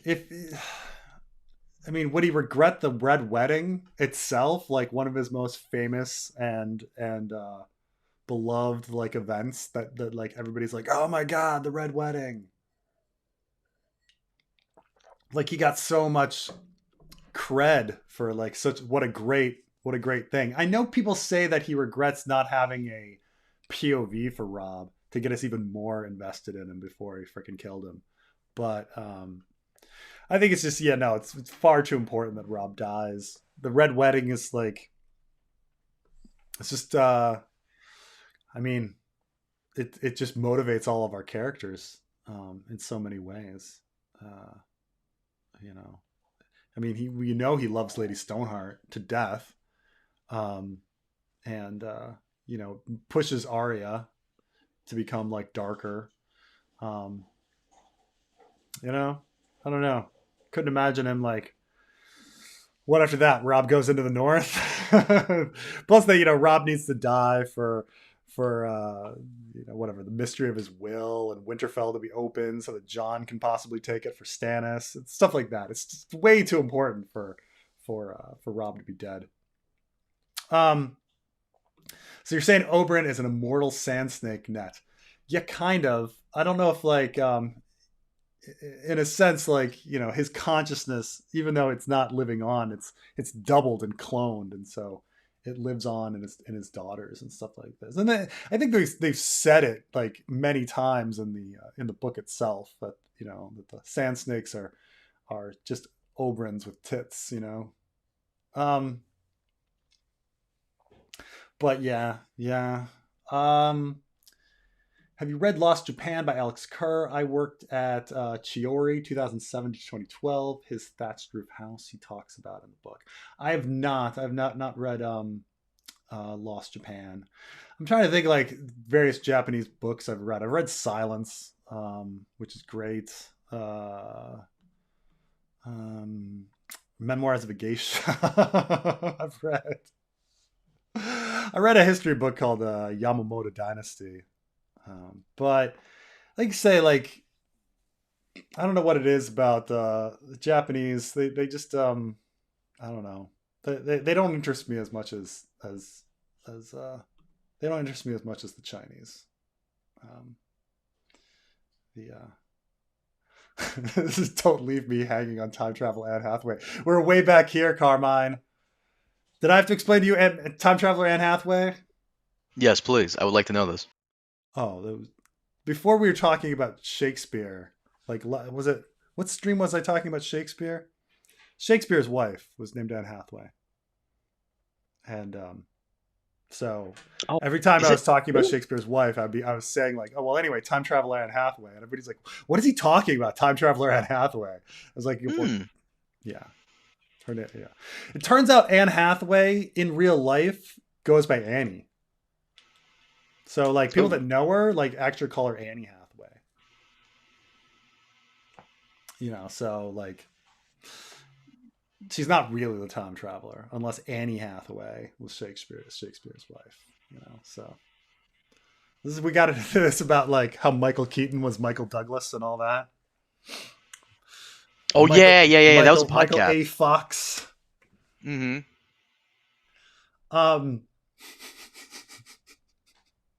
I had this ex that was super into this artist named Robert Rauschenberg. He's very big modern artist in America the past When it comes to modern art, like the second half of the 20th century is very American dominant, and so like this guy Robert Rauschenberg was a big one. And the thing is, in interviews with like other artists, they all called him Bob. And so one day when I was talking, like I called him Bob Rauschenberg, and she was like, "What?" And she got angry at me. She's like, "Who are you talking about? Do you mean Robert Rauschenberg?" I was like, "I just heard his name was Bob." Like, she got so angry at me for calling him Bob Rauschenberg. Oh, it's like how in real life people call you Bob. Carmine. I'm sorry. I was looking at this Black Frasier clip that like what did you? You're still stuck on Black Fraser. Dude, this is fucking hilarious. The conversation Tracy Morgan has with the guy trying to dress him up in drag and like Mm. trying to get him in drag. This is like a real thing in the black community about how there's like a buddy of mine was explaining to me how the black community firmly believes that white people are trying to demasculate black men Mm. because they're afraid of them.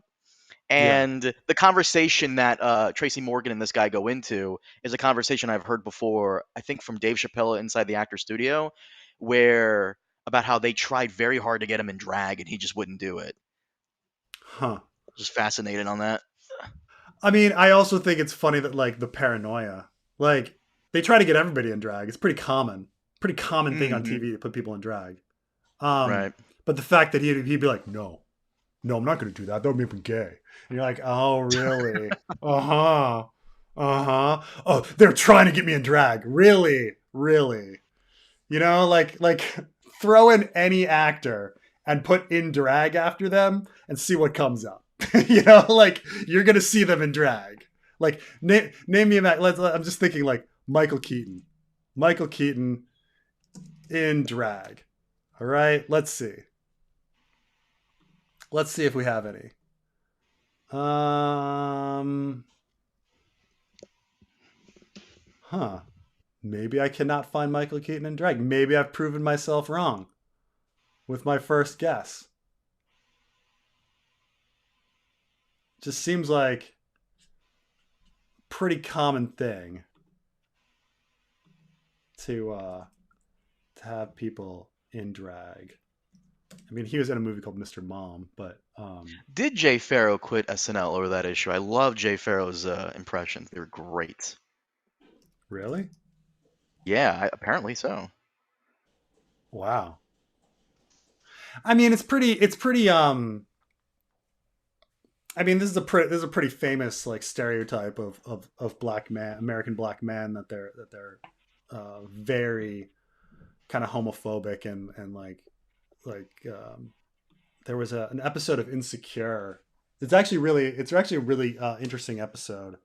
There's an episode of Insecure where one of the women is dating a guy, and he reveals that like one of his past significant others was a guy, and that he's bi, you know, and just like weirds the woman out, and she's like, "No." And then her friends are all like, "What? Really? You're like pushing. You're like going into the stereotype too, like like what a man can't be, a woman can be bi, everything's fine. But even if it were a white guy being bi, that's fine. But like a black man be bi, oh no." All of a sudden, it's like the end of the world, and there's something like wrong with the dude. And it's true. She like dumps him, and she can't like be with him in the show because like three relationships back, he dated a man. Like it was like, yeah, it's a big thing. Big thing. Do you think any characters will have any time to visit a shy at all? George R. R. Martin said he was going to be very important, but everyone is very far away from it. I think I've heard George R. R. Martin actually address this question a couple times, and he doesn't think that anyone will be there in person. Maybe he could imagine a flashback, like a Melisandre flashback, but I don't think the only character that has any time to possibly visit a shy would be Dany. But then you're adding in another like chapter. Oh, she goes to Karth and then she flies to a shy and then like comes back or something. But she's the only possibility. But I don't think it's necessarily too important. I think if there is any sort of like odd shy conspiracies or involving like dragon eggs or something like that, that it can be handled. It can be handled in flashback or just discussing something or stuff like that. I mean, but I don't think we're gonna see. I don't think we're gonna see a shy at all. I mean, I don't necessarily think we're gonna see anything more. But we're definitely not gonna see any shy. I just don't think there's enough. I just don't think there's enough time. I think even I do think pushing Dany back to Karth is a huge possibility. I think that's the way the fanfic's going, but like I don't know if a shy is necessarily important. We don't have any characters that we know from a shy other than Melisandre, so it's not too important. I understand that it's very fascinating, but I think like it's more fascinating as a mystery that this is this weird off exotic place that once you shine light on it, it stops being so cool. How much does Aaron Rodgers being on the Jets impact Winds of Winter progression? So this is the big joke. George R. R. Martin like drops everything to watch Jets and Giants games. Mainly Giants games, but he likes both. He'll sometimes watch both. And yes, like, and then he'll blog about it, about the Jets and the Giants, as if like any of his fans are football fans. But I don't know. I think he would find something with regards to football no matter what, and so that's kind of it. By the way, real quick, have you seen his most recent blog that he put out today? Actually, he put out right as you're about to start the stream. Really? Yeah, it's not the wins you want. But I'm actually curious. Have you been watching it's more on Dark Winds, because I know he's been talking about Dark Winds a lot these days. Did you say more on Dark Winds or more on Dark Winds? More on Dark Winds. He's been talking about Dark Winds quite a bit. Now the thing is, so George R. R. Martin is an executive producer on Dark Winds, and I don't like. The problem is like we don't know what that means, because executive producer can mean a lot of things. Executive producer can mean I just threw in some money. Executive producer can mean like I am in charge of like bringing together cast and like hirings. Executive producer can be like creative decisions. We have no idea. I think George just threw some money. I don't think he's involved very much, but nonetheless, like he's been really, really focused on Dark Winds and all the like awards and attention that Dark Winds has been getting recently. And so yeah, it's just Dark Winds. Is it really the most popular streaming show though? Because it says it on here. I don't know about that. Most popular shows streaming TV show probably on AMC. yeah, there it is. I was about to say, like, some shows have a second life, not this. No, and like anything like anything on Netflix, come on, or Disney, like it's not gonna be more than that. Come on. But you know what had a bunch of legs? Apparently Suits. I was just thinking that. I was about to mention that. Yeah, apparently Suits is back. I've never seen one Suits episode, but because of YouTube Shorts, I've seen like several clips. It looks very fun. Louis Litt is one of my favorite characters for anybody that watches Suits. Yeah. Holy shit. No, my wife watched all of Suits. She thought it was a very fun show, but she one summer worked as a paralegal, and so she's like, it's ridiculously inaccurate when it comes to like lawyer stuff. One of the most fun videos are the Legal Eagles, where he like judges the legal accuracy of different movies and TV shows. And so he does one on Suits, and he does one on like My Cousin Vinny and stuff. My Cousin Vinny is apparently incredibly accurate. Yeah, that's what I heard. Yeah, which is funny because the guy who wrote it's not even a lawyer, and he went later and he interviewed the guy because he loves My Cousin Vinny so much, and the guy was like, "Well, I just I did some research, and then I wrote a story and a screenplay based on the research I did, and he was like, "How did you get everything right?" And he's like, I just read like he's like, it's so accurate. Nothing else is accurate like that. He's like, it's very That's the one funny. film I haven't seen from Joe Pesci. I've seen clips, but I've not seen all of My Cousin Vinny. My Cousin Vinny is a really good movie. It's a perfect movie. It's a perfect Hmm. movie. It's very well paced. The Marissa Tomei is insanely good in the movie. Joe Pesci, like, he's because Joe Pesci is like not just playing a gangster. He's actually like playing a completely different character, and you're like, oh my god, Joe Pesci can act. Like, he can really act. He can be more than just Goodfellas Joe Pesci.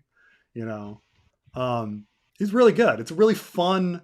It's a really fun, well put together, well paced, perfect movie. If you put it on, That's your perfect movie. no, I mean, there's various movies that I think. I mean, I think Jaws is the example of the perfect movie. Like, with like a The movie reason I like ask is Jaws. because film buff Tarantino would say, in his idea, the only one perfect movie ever is the Texas Chainsaw Massacre film, the original. I've never Hmm, seen it. I have. Perfect movie? No. No. When I think perfect movie, I think like you're never bored and it pulls you Hmm. in, and there's not extra scenes, where you're just like, why is this here? What purpose was this? Like, every scene feeds into the plot. Every scene it's paced well, and it all goes someplace, and you just are sitting there compelled the entire time. I call that like a perfect movie. Of Um, course. Yeah. like, I wouldn't even say that about, keep in mind, I wouldn't even say that about Godfather 2, because I think those movies are a little long and have some extra scenes that don't need to be there. Um, Hmm. and while these shorter movies like Jaws is just like so perfect, like, just, you can put on like, you almost have to like be careful, because if I'm walking by a TV that has Jaws and I start watching for a minute, I'm gonna be like, like, because it's just so perfectly paced and perfectly acted, and like Richard Dreyfuss is so good, and you're just like, oh my god, it's so perfect. Um, so I don't know. I've got at least weird standards, because it's not like these are my favorite movies in the world, but like I recognize that, like, oh man, these are really good. Someone goes, Ghostbusters. by Ghostbusters is really Preston's fucking good. terms, I call Mad Max Fury Road a perfect movie. You know what, Brian? I would That's a actually fucking agree great with that. movie. That's a great movie. Yeah. I can't think of one off the top of my head that I really, really like. For me, a great movie is what you said, but I could also see it multiple times and never get bored, or never get tired of watching that. So in that vein, I would say A New Hope. Really like A New Hmm. Hope. It's A really New it's one Hope of is my really favorite. great. Really great movie. Really, Hmm. New Hope is beautifully paced movie. That and its pacing and its direction like gets over the clunky dialogue quite a bit. I mean, Empire Strikes Back is a more perfect movie because you have better dialogue and it's like well paced and everything. So, um, if sharply questioned is torture, is joining the hive mind not the sharpest form of questioning? I suppose so. I suppose so. Um, though I'd never think of it as like, a sharp pain. You'd think of it as like joining this, like, he always describes like joining the hive mind as like this the ringing of bells, the mass love of all of these voices. Um, not like just being in agony. Um, an actor rumored to be playing Dare on the Daring posted a picture of a blue dragon plushie on his Instagram. That is some grade A trolling. That's true. I'd heard about this Dare on the Daring one as well. He is um,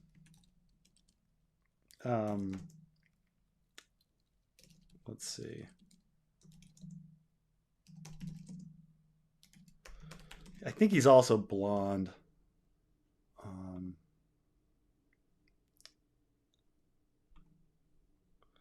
it's this guy, right? Is let me see here. Let me try to get this. I think it's this kid. So pretty handsome, boring looking character guy. Um, it certainly doesn't have like the interesting face of Aegon the Second or Aemond. That like, little almost too classically beautiful. My mother used to always go around claiming like she's like, I don't understand why anybody likes Demi Moore.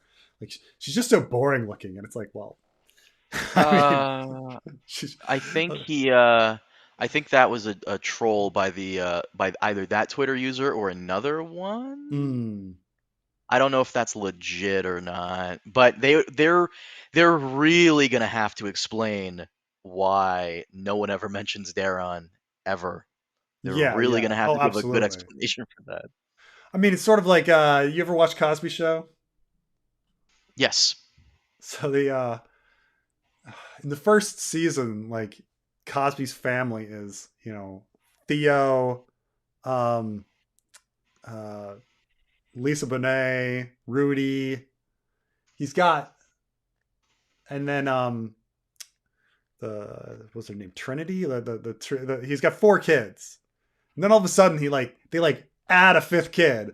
Like they add Sandra, who comes home from college, and you're like, no one fucking mentions you've got five kids now. Like you're a doctor, your mom's a lawyer, and you have time for five kids. Like Jesus. But yeah, no one. All of a sudden, out of nowhere, this other like sister shows up. Um, Ashara Dayne threw herself from a tower. Did she think she could fly? So recently, I was thinking about Ashara Dayne in the sense that the fandom has now this group think that Ashara is alive, and this mainly came from the idea that like Ashara in a at a con, somebody was like, so you said that Ashara like jumped from a tower. Was the body ever found? And George was like, no. And then everybody's like, oh, she's still alive. And then I was like, but now I look back and I'm like, and certainly that was my idea as well. But now I look back and I'm like, George just didn't want to paint himself into a corner. Like, what would you say? Like, no, like it's like you're limiting your options by saying like, oh, she died. No, they found her body. She's entombed. Like, um, so of course he would say no, her body isn't found because he can't commit to anything and he doesn't want to like paint himself into a corner.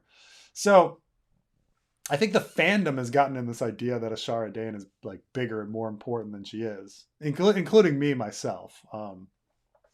But she could just be dead. She could just be dead and not that important. Um, but she threw herself from a tower. Did she think she could fly?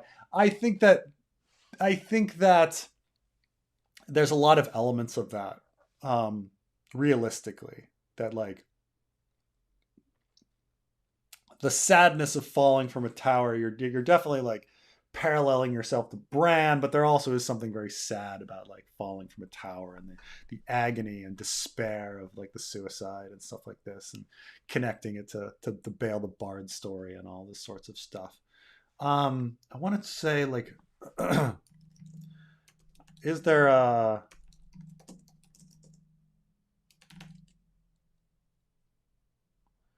trying to remember if there's anybody in literature who throws themselves from a tower. Um,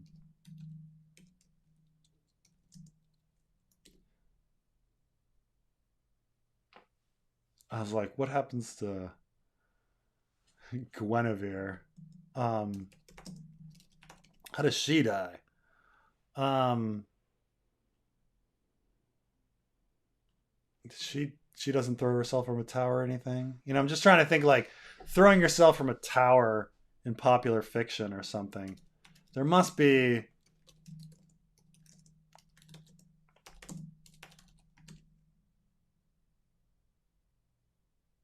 Hmm. I don't know. It just it's weird because I guess I can't think of any examples like where somebody throws themselves from a tower, but it seems so tropey, even though I guess not. I guess not. I don't know. But um maybe she thought she could fly. Maybe someone told her, yeah, you should fly. And then she jumped out of that tower so that Ned and Kat could get together, you know. and to bring about the special genes of Bran. Um, is Daniel Day-Lewis and Gangs of New York the perfect Euron? Huh. I mean, Daniel Day-Lewis in almost anything is the perfect Euron. Daniel Day-Lewis in almost I don't know. It's hard for me to think about like because I immediately go to the other pirates, right? I think of Kevin Kline and I think of Johnny Depp, and things like that. But huh. I've only seen clips of Gangs in New York. Carmine, you seen Gangs in New York? No, I actually haven't. It's on the list. I'm just thinking of like him yelling, "I'm going to drink your milkshake." Um, That wasn't Gangs of New York. I Drink know. Drink the Milkshake was oh, okay, never mind. Yeah, I know. I will drink your milkshake. What? Um, have you been to Brisbane or anywhere in Queensland? Also, Eddard is the ultimate proof that the elites themselves are often indoctrinated. Um, yeah, I mean, Eddard is supposed to be a cautionary tale of being like stupid and naive and like believing the drinking the Kool Aid with regards to like the system. We see that today. I mean, we see people that are like,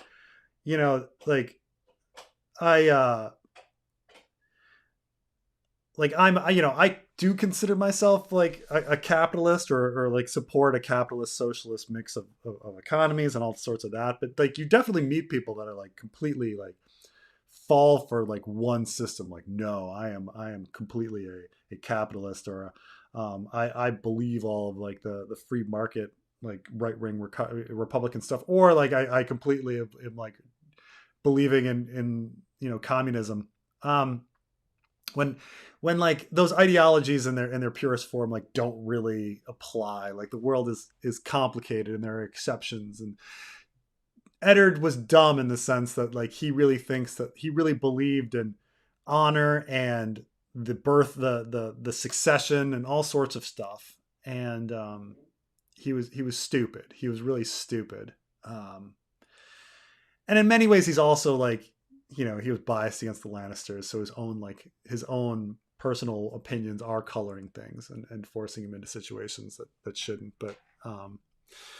Um, but then again, in the end, he betrays it all because of his love for Sansa. His love for Sansa is the most important thing. So, um, um, but I've never been to Australia. Been to New Zealand, been to Indonesia, been to East Timor. Never been to Australia. So you have to ask Glidus or somebody else about Australia stuff.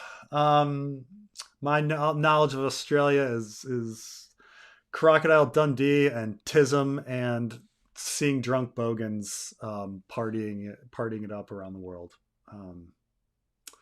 The All the fun of a young King Caligula in Feast, Joff dies later and Cersei is regent and wins, but killing Joff in Storm of Swords was a better scene than Tommen. Hmm. Hmm. Um. Would that have worked? I don't know. I mean, there's certain things like rearming the faith and uh, trying to get Marjorie murdered and stuff like that I don't know if Cersei could have been able to manage if she were not in complete control. I just couldn't see it with just Joffrey being, and he says, of course, like King Caligula, as the stereotype of Caligula. Um, Turns out, Caligula probably wasn't historically actually that evil, or at least he was no more evil than the other emperors. But he's the histories. The only surviving history of Caligula is Suetonius, and Tacitus is like who was a little more Tacitus was a little more accurate than Suetonius, and so Tacitus's Caligula account is lost, and so you only have Suetonius, and Suetonius was just ridiculous. Like he was just ridiculous. So I mean, you're talking like if only mushrooms like accounts of things like survive, that's like Suetonius. But nonetheless, I understand the point of like Caligula, Joff being a Caligula, like literary in a literary sense. I mean, it would have been an interesting story. Don't get me wrong, but then we're still. I mean, Sansa spins her gears for so long until Joffrey dies. Like she does nothing. She does nothing for so long until Joffrey dies. That would be really like, I don't know how, like, could she escape and without the purple wedding and things like that? I don't know. But like I would say it's like to me the biggest flaw of the first 3 books is the Sansa story is so slow to get going. I mean, there's a few other things that I don't like. I think Arya, there's too many chapters for Arya wandering that don't really, we didn't need that much of Arya. I don't think we needed as much of Tyrion and Clash. I think we have too much of Tyrion and Clash, but and not enough of the other characters. But I don't know. If I'm going to criticize the first books, but man, my number one flaw would probably be that Sansa spends way too much time, just doing nothing. And so, like in that sense, like Joffrey needs to die. She needs to escape. How will the Royces, Waynwoods, Redfords, and Templetons wanting to back Robb impact the fanfic? Also, the Starks were richer in the books. Yeah, they're all very, very rich in the or rich as they need to be to build and do whatever they can and quickly and fast, like building all those ships in the north. As for the Royces, Waynwoods, Redfords, and Templetons wanting to back Robb, I think it gets into it some in a sense of like I mean, I guess we'll have to get into their backstories, but you got to remember that like my big thing about the Vale is that there's a lot of the Vale lords have married into the Riverland houses, specifically the Frey houses, quite a bit, and so that they've been waiting to fight and been wanting to get the spoils of war for a long time, and so I think them wanting to back Robb is not so much of them believing in Robb's cause, but more them wanting to get shit, just like they want to get theirs like everybody else, which is what I kind of do with what we kind of did with the fanfic. Had them being like, no, like this is our chance to like scoop up lands, second and third sons. Let's do it. Let's do this. And so I think that's part of it. Because it's not like, these people really had much investment. They were just like, oh, war's happening? Awesome. Honor, glory, lands. Yes. That's why most people were really going to war. Not because they were like, oh yes, that Robb Stark, he sure has a great claim, like Joffrey is a bastard and they beheaded Ned. I mean, I don't know why anyone besides like some Royces would care. Yeah, so I think it's more of just the greed and selfishness, and so it'll get into it in the sense that same sort of greed and selfishness is going to be there.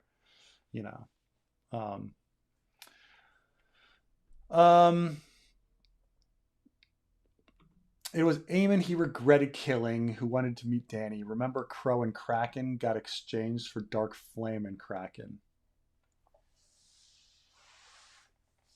I mean, it's true that Crow and Kraken did get exchanged for Dark Flame and Kraken, but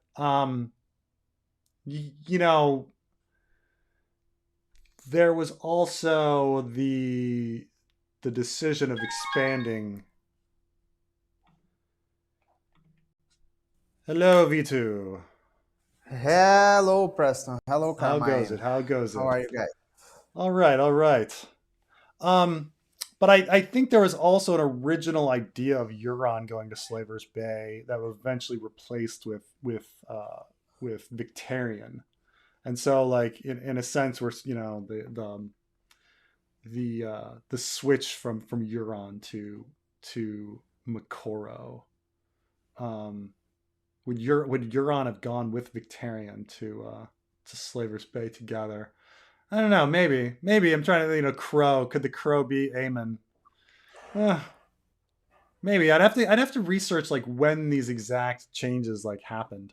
Um, on that, I have to look on that because it's certainly would have been all around the same period of time. Interesting thoughts nonetheless. He regrets Makoro. Maybe. You know my theory about this character that George regrets killing is that's all George bullshit. His line. He doesn't regret nothing. He has bigger problems in wins. He's just blabbing around. I don't know. That he's just talking. Yeah, I mean, we forget how much like human minds just bullshit when they're talking, and how like later on, if you had to justify everything you're saying, like it doesn't necessarily hold up. But I think Carmine and I kind of recognized that, but like we were just having such a good, fun discussion of it all that yeah, it's possible they didn't mean anything by it. Plus, it's a secondhand story.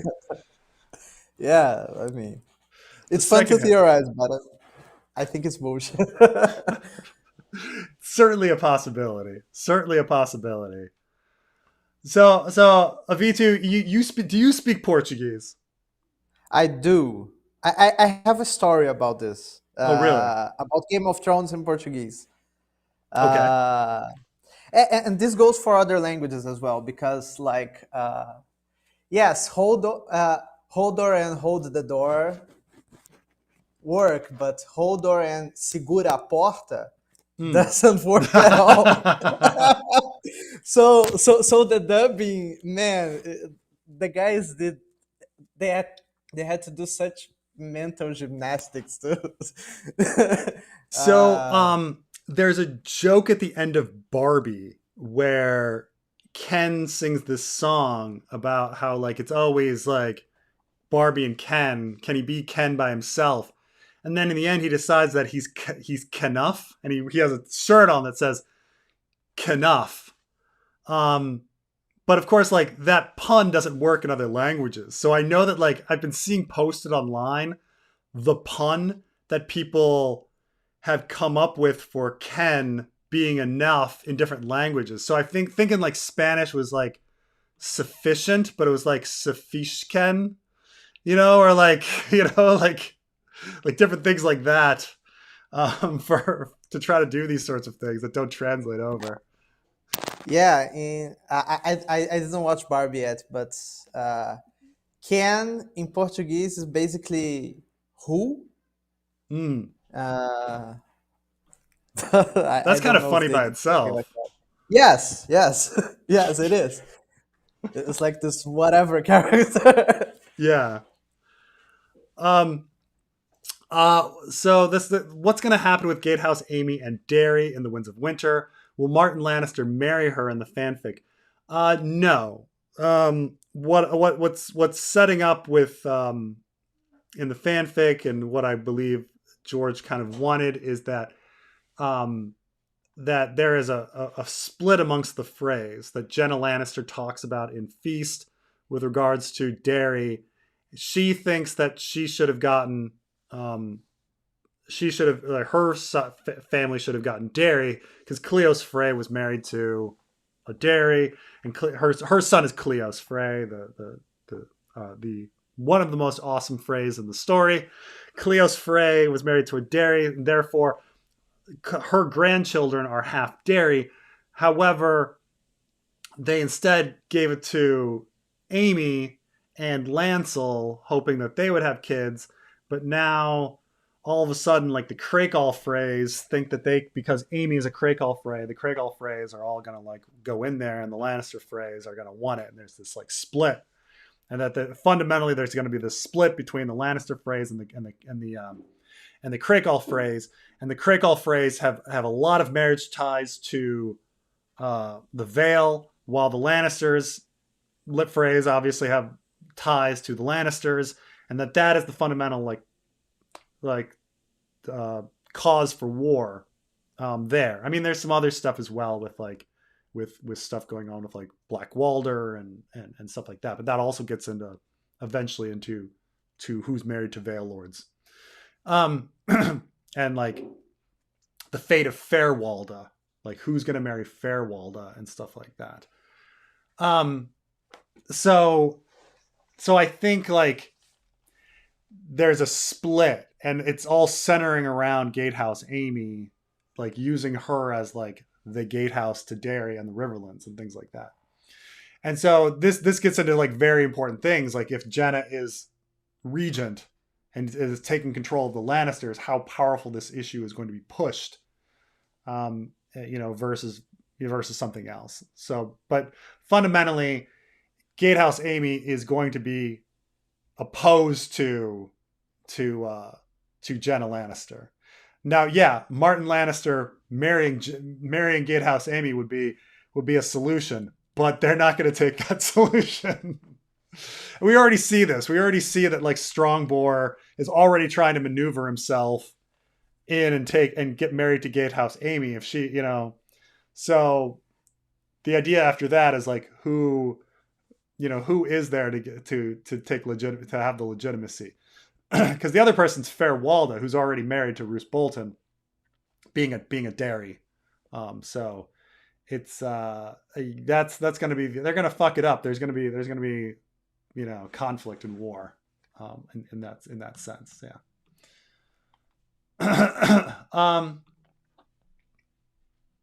Ooh, I got a downvote there. Will there be a new Cold War with China versus the U.S.?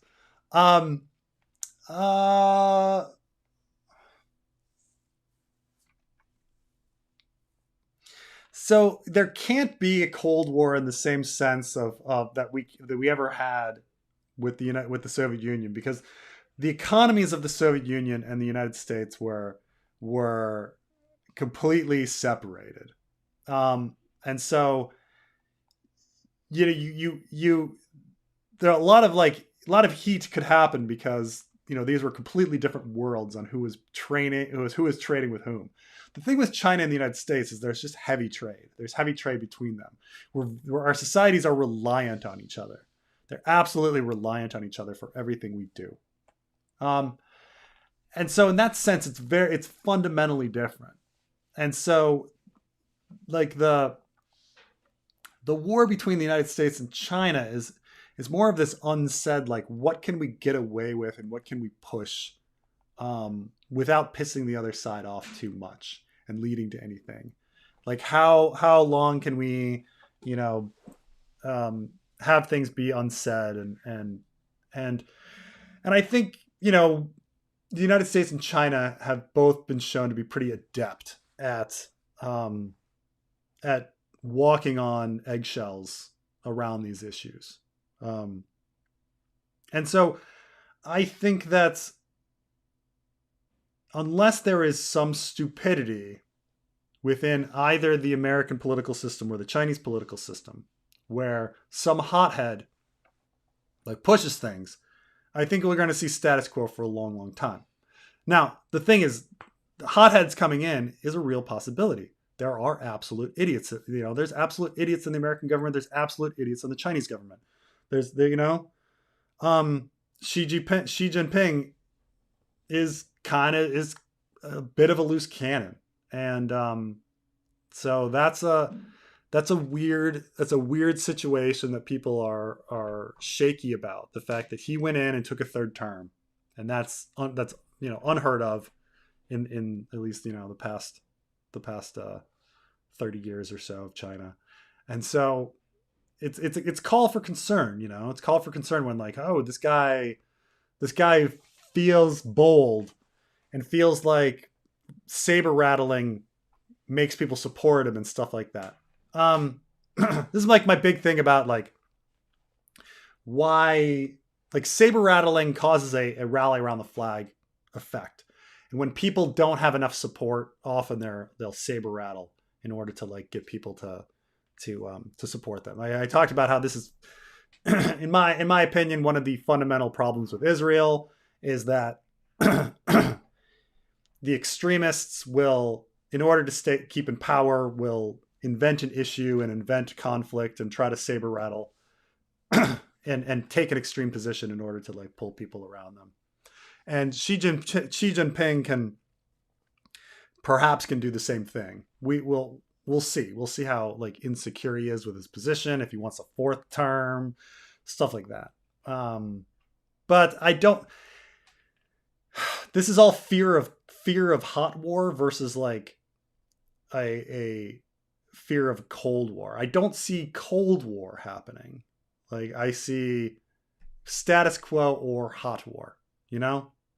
So, but yeah.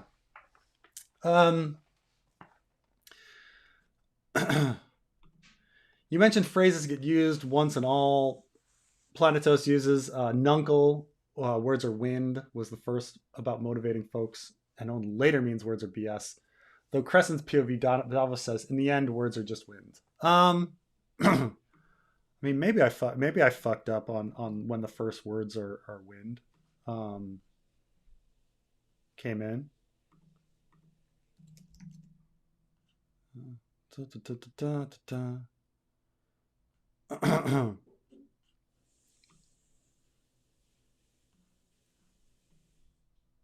In the end, this is Davos.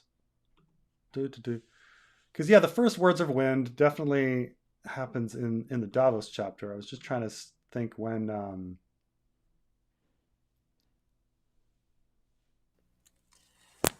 Oh, a Search of Ice and Fire has this problem that you can't search specifically for prologues and epilogues, right? Yeah, I know, but I had this problem before. I think it's I think this might actually be in the Davos POV. Words are. Is it words? Sometimes the wind caught the word, only wind blowing. I do hate how you can't search for prologue and epilogue. He says.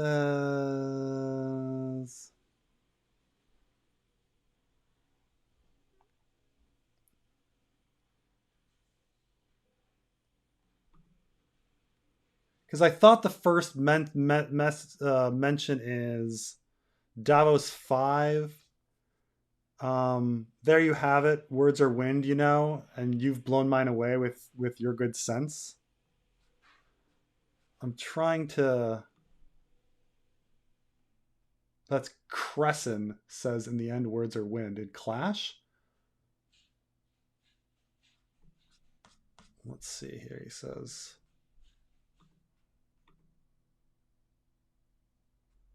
The wind. In the end, words are just wind.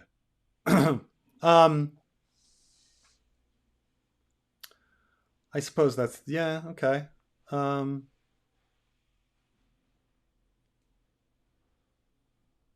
Okay, so I guess I was wrong that the first use came in Storm with Davos. It was Crescent. Crescent says, well, as to that, some gave me soft words, some blunt, some made excuses, some promises, some only lied. In the end, words are just wind. So I guess Crescent is the first one to use it for words being useless. Oh, there it is. It comes earlier than I thought. I was wrong. Okay. Very freshly gone through breakup. Her decision, understandable. I'm not a great person to be with. Please, some advice on getting out of this darkness. Oh. So I was thinking, Carmine, you still around? Why the fuck do you call me out of hiding for this? Why do you call me out of my darkness for this? So I was talking about like it's funny how relationship advice um comes up a lot, and a lot of it and when it's not that I don't see other streamers talking about relationship advice, but what's funny is these are young guys talking about relationship advice, and there's not that many old dudes talking about relationship advice. Um, like do you think I could have a net? Do you think there could be a market for old man relationship advice, like what to do? Yes. I actually know quite a bit about this. I know Helmut's Kwan here. I think butchering the fuck out of that name. Do you mind if Yeah. I hope you don't mind if I. Do you mind if I go into it, Preston? Just a brief bit. Oh, you want to give yours Uh, your advice before I give my advice? n- Okay. it's not really mine. So years ago, I went through a funk with this one woman, Mm, and actually befriended this relationship YouTuber. I'm not gonna say the guy's name because I don't think he does it anymore. I'll tell you privately on Facebook. yeah, yeah, yeah. But the it's gonna sound very very stereotypical and very like yeah, I know. But the three advice that he gave me that are great is no contact. Do not contact your Mm, ex for any means. Don't do mental gymnastics to like, well, it's her birthday and I don't want to be no, don't do it. No contact. Go to the gym and therapy. Now, if you can't go to therapy, fine. But because you do need someone to talk about these problems with, and they mm, shouldn't be your friends. Because, number one, don't bother your friends with these problems. Not that they wouldn't want to help you, but like you said in another stream, it can get fucking annoying after a while when you bitch about it constantly. As for the gym, nothing says sweet revenge, whether or not it was justified her breaking up with you or not. Nothing says sweet revenge and healthy lifestyle like going to the gym, looking your best, and just taking your mind off of it. So that's the three advices that guy gave me. Very great advice. I'll pass that to you if that's that's not okay. bad. That's not bad. Um, yeah, I think first and foremost, and I know it's really fucking hard. I agree. Like, do not talk to the person ever, like just ever again. Like, and I don't mean it in any sort of spiteful way. I'm talking about like for your own health. Like for your own health, this person needs to not be in your life because you need to move on. And if you're smoking cigarettes, you're not gonna not be addicted to cigarettes, and you're gonna always feel like shitty. This is like you need to be off of the other person. Um, the and the yeah, what Carmine is also saying is that like the best revenge is to be a better person, and like that is what you focus on right now. Is you focus on being a better person. That means working out. That means like you know advancing your career. That means like being getting education in something. That means like going out and meeting new people, um, having some sort of adventure.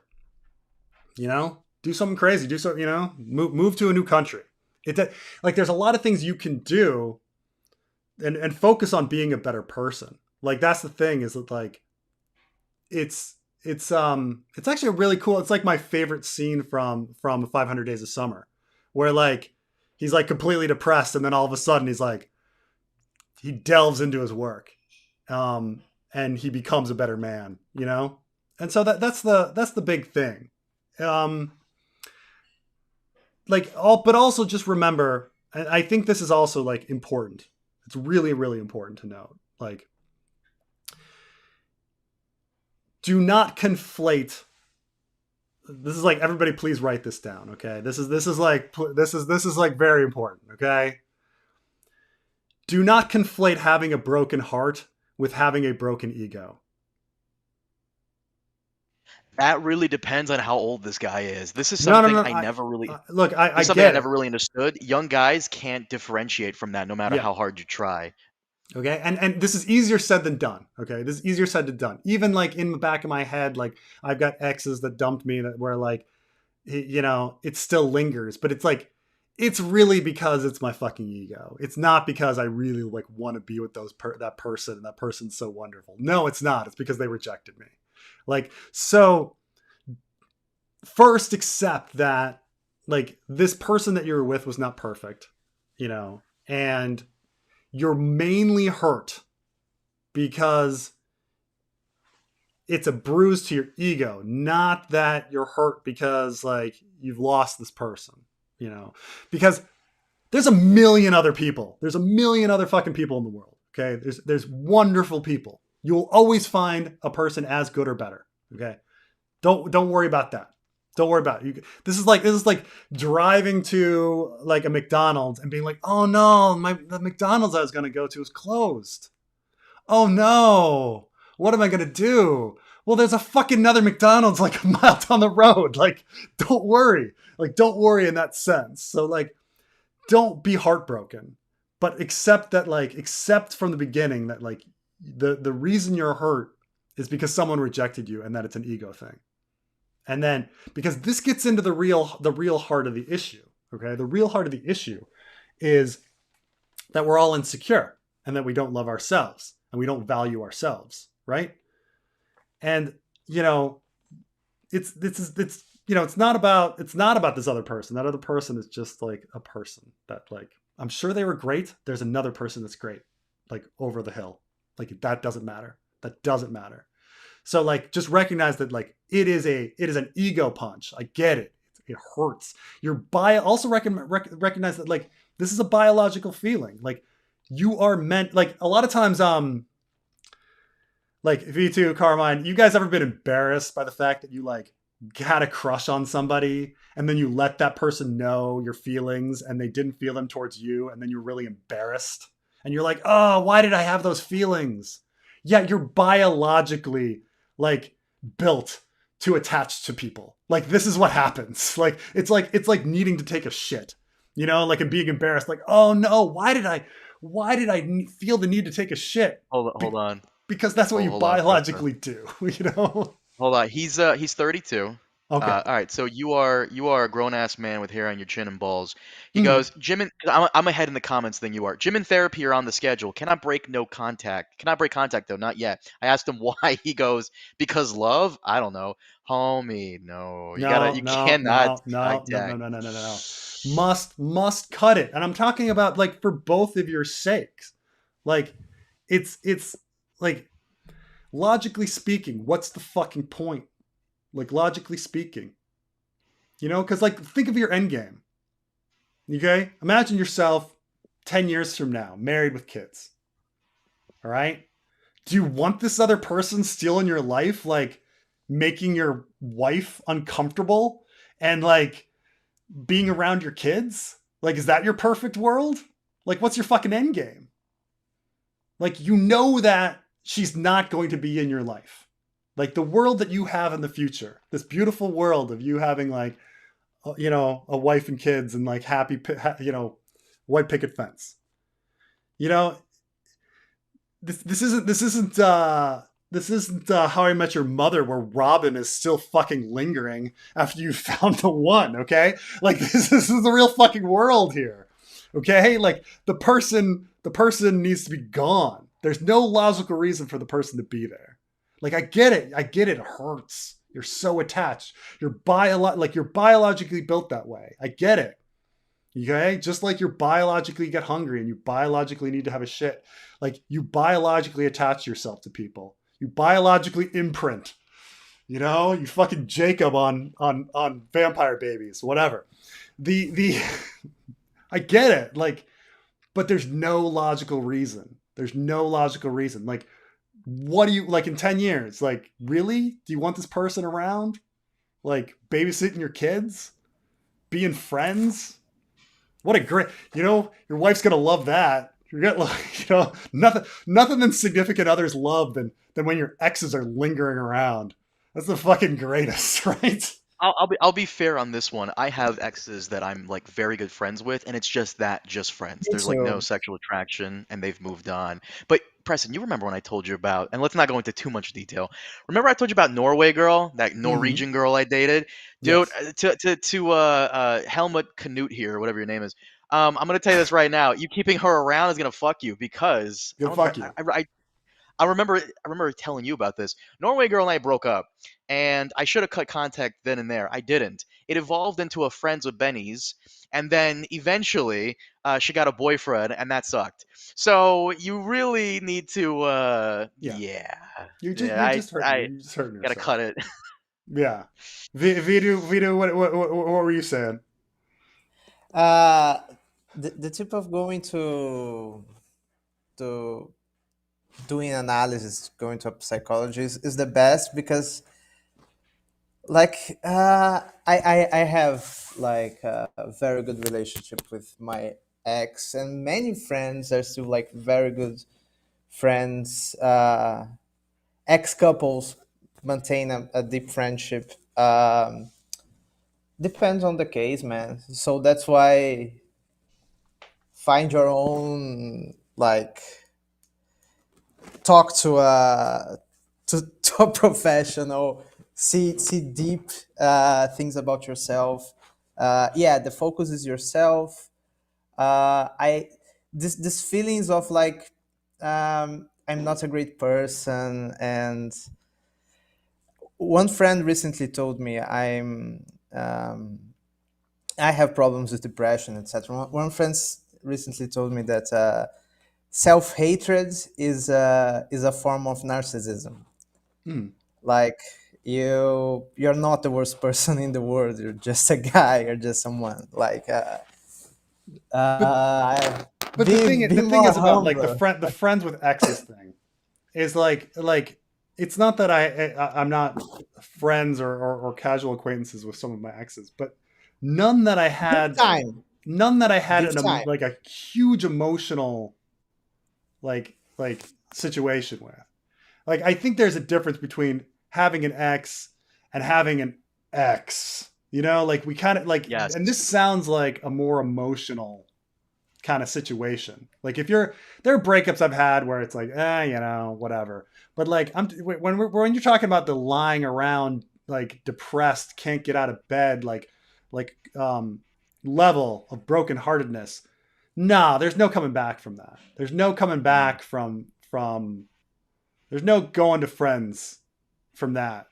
I just don't believe it. I don't believe that like that level of like love that you can come back from. It's just, you know, you Uh, can't put the toothpaste he back in the tube. he said something. see, George would see, disagree, I think. we're gonna Okay. have to move on, Preston, because my man here, no offense, homie, but you're gonna have to learn the hard way. Then he said, "What if I just become a better person to get her back?" And I think Amy Mm. Therese Perkak, I think that's your name, who has a Yeah. great response. She goes, "You don't become a better person just to get someone back. You become a better person for your own well-being." That's true, Yeah. but yeah, homie, That's the if you're not thing gonna, is the minute the and this is the whole like I understand it's a catch 22, but if you're becoming a better person because of that person, you're not becoming a better person. Like you're um the it's not going to work. It's not going to work, and it's not the reason you should become a better person. Because also, like logically speaking, like if you get them back, then you all of a sudden stop on your process. You need to want to become a better person every day because that's your reason to live. That's your raison d'etre. You know, like you need to be. You know, that's the focus. You need to be doing that for you. Um, you know, and it's all these feelings I felt, all these feelings I felt. I get it, I get it, I do, but again, it's a bruised ego thing. It's a biological thing. Like you know, it's there's just there's no logical reason to be doing it. Like to be like there are a million. You're 32. You're so fucking young, and there's so many people out there. So many wonderful people out there. Um, that it's just like why like what benefit of like trying to get back to this together with this person that's like not making you even think rationally. You know, and this is say like I don't know anything about this person. The person's probably fine. They're just a regular person, but like it's there's other people. There's so many great people out there, and it's so much better to start anew when in a situation like this. It's just Oh yeah, I mean, just Preston's right. The road to being a better person starts with you. It also starts with donating to us on Patreon at patreon.com/redteamreview or patreon.com/Preston Jacobs. Carmine. That's really what it starts. That's really what it starts with. Carmine's being ridiculous. But what I mean to say is that look, we've been there, and yeah, the therapy thing is if you have someone to talk to, that's great. It's like looking back, I'm very embarrassed how much time I wasted, like talking to friends, and how much like I'm just like, oh my god, I'm so embarrassed. Maybe it would have been better if I hired somebody, but then I wouldn't feel so embarrassed about like annoying them. But it's I understand, but you feel like you need to do it. You need to get it out. It's a horrible feeling. I get it. You know, it's like having the flu. It's like having a really bad flu. It's like having COVID. But it's just the first step. The first step is being like, look, you're never going to get back together with this person, and that's a good thing. You know, that's a good thing because there's so many great people in the world, and there's so many great adventures to have. And I know you're like the response in your head is, but I only want to have them with this person. It's like you got COVID. You got COVID. Just like do your thing. Be a better person. Like become and go out there and explore. Because there's so much. Like I can't imagine like the world, like all the great things I've seen and done and experienced, and how great my wife is now. Like why, like I understand, like at the time of being in these breakups, I felt like it was the end of the world, and it's like, oh my god, like I had no fucking idea. I had no fucking idea how wonderful the world was and how fucking wonderful people were. And you're like missing out. You're missing out by going back. You're missing out. There's so much. Can a pair of KPG like extinction events in Westeros with the others and Euron help shrink the plot threads of A Song of Ice and Fire into something more manageable? Yeah, definitely. I mean, I think that's definitely what D&D did with the blowing up of the Sept and things like that, or like the battle at sea where they're just like killing off sand snakes and stuff like that. They were just thinking about events in the sense of like, let's just wipe people out, wipe them off the map. The trick is to do it when the characters are kind of at the end of their story. And that's a harder thing. It's a harder thing. And a lot of our characters are actually pretty spread out. I mean, the big thing is like having a good reason to kill off POVs. You know, having a good reason to you have a good reason to do we have good reasons to get rid of like Davos, Jaime, Brienne, Cersei? Do you have good reasons to close their stories? Arya, Sansa, Barristan, Dany, Tyrion. Like, are there good reasons to be like, well, this story is done? I don't know. It's really hard. It's hard even in a situation where I'm like, Barristan, like, does Barristan need to die? I don't know. You know? But Man, so much more fun. So much fun to have with Barristan, though. Captured by Euron. Think about how fun that is. Or Barristan captured by Victarion. You need to think if you want to keep doing Winds of Winter forever or not. Because that's it, man. We're keeping Quentin alive. We're keeping Aaron alive. Yeah. I know. Things have got to shrink. You know. But could imagine like killing off Tyrion. Would be great. Varys is the son of Maelys Blackfire, shaved head. This is definitely an idea that people have, that one of the reasons that Varys keeps the shaved head is that he's secretly Valyrian in some respect, that he's a Blackfire. I think it's a pretty fun I think it's a fun idea. I really like the idea that Varys has been pretending to be a eunuch, and that he's not a eunuch at all. Because his voice is lower when he talks to Kevin at the end. That he was like faking the high voice, which means maybe he's not even a eunuch. He actually has nuts. Like there's a lot of cool things that are possibility with him. So I don't know about specifically the son of Maelys Blackfire, but nonetheless, like related would be interesting. Now, of course, he's from Myr anyway, so there was confusion about that, right? They were working in lice, and he's like, Tyrion says like, oh, but Varys is from Myr, and then Illyrio has to correct himself and be like, right, yeah, he's from Myr, but we were working in lice. You know, there's something weird like that, right? Let me find the line here. Man,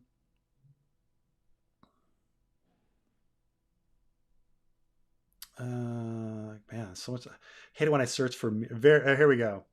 Oh no, we were young boys in Pentos. We were two green boys in Pentos. Varys came from Myr, so he did. I met him not long after he arrived. You know, so. Pycelle, according to the wiki, Pycelle says he's from Liz. Oh. Yeah.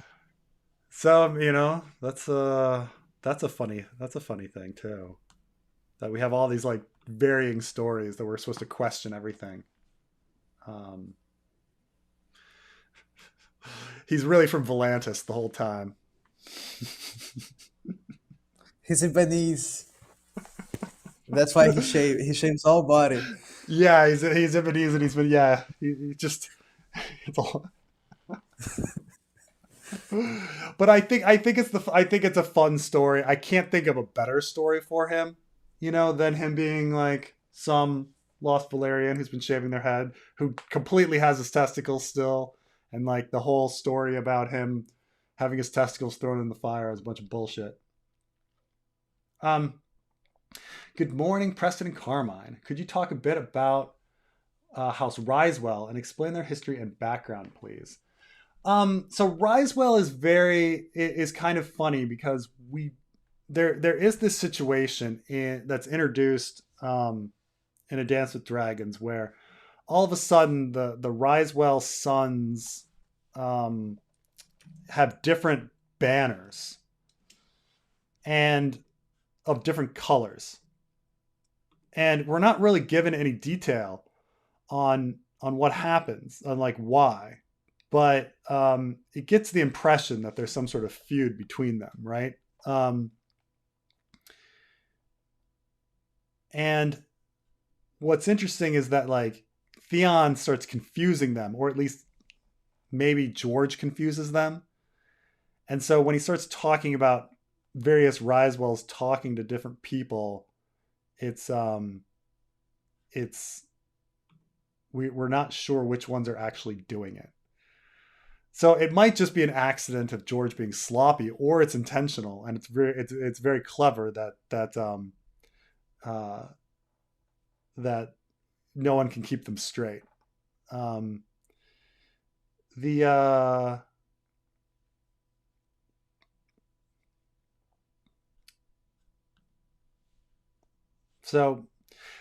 this is all kind of a speculation.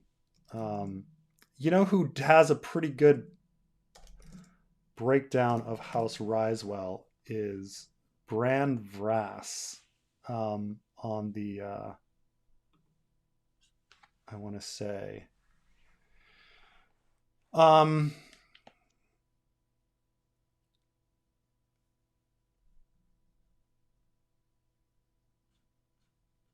this is interesting. Okay, so House Ryswell and the Barrowlands. Barbary Dustin, who is ruling Barrington, was the daughter of Roderick Ryswell, who was the Lord of the Rills. And so at the time of the Night Fort, I think, the Risewells seem to have the Barrowton, seem to have had their seat at Barrowton, which may explain like why there's a crown on the Barrowton sigil. That the Risewells were like old kings who had both Barrowton and the Rills, and that somehow there was a split.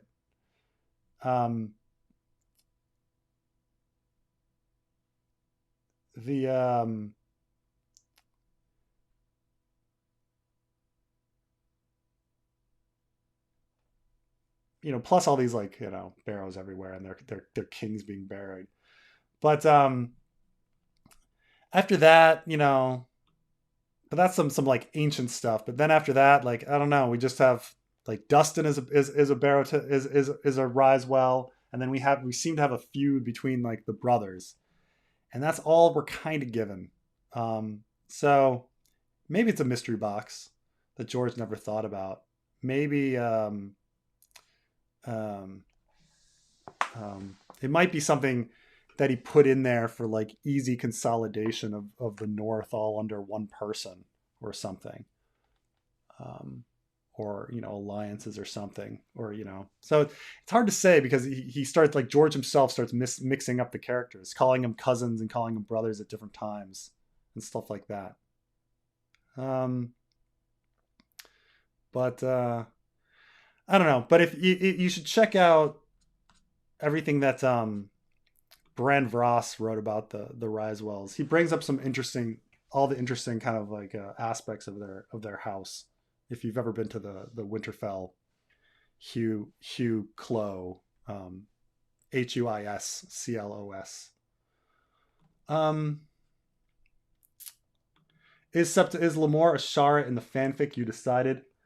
I put in a small hint that she was somebody that Arianne recognized.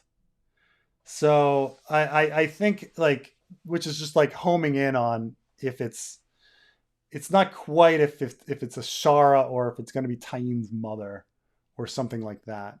But there's definitely some aspects to it that we're hinting at. But it's nothing's decided right now. Nothing's set in stone. I think before we get to that, we're gonna do an Ario Hota chapter where he and a bunch of septas are gonna be storytelling, and they're gonna have a lot of stories that get us into some backstory. And so I think something on House Dayne, and not to mention like I think Aeron is gonna eventually make it to Starfall. After my last listen through the books, I got the idea in my head that Varys isn't a eunuch after all, and Aegon is his son, and they're Blackfires from the female line. Yeah, that's certainly an interesting idea, and I definitely don't think. Yeah, I think I've come to the conclusion that Varys is not a eunuch. I think it's just too funny that his that he's been pretending the entire time, which is kind of like Laris Clubfoot pretending that he doesn't have a clubfoot the entire time. I think that's just like too funny. Very Kaiser Soul say. But who Varys was married to, or who Illyrio was married to, or their family connections. Yeah, I think we might hint at some things like that. Though maybe not anytime soon. But I think it's a pretty good story that they're secretly Blackfires, or they're secretly Bright Flames, or somebody, or children of Sarah Targaryen or something. One of those things would be an interesting story. Rather than nobody, and that it's all part of a big plan to get Aegon back on the throne.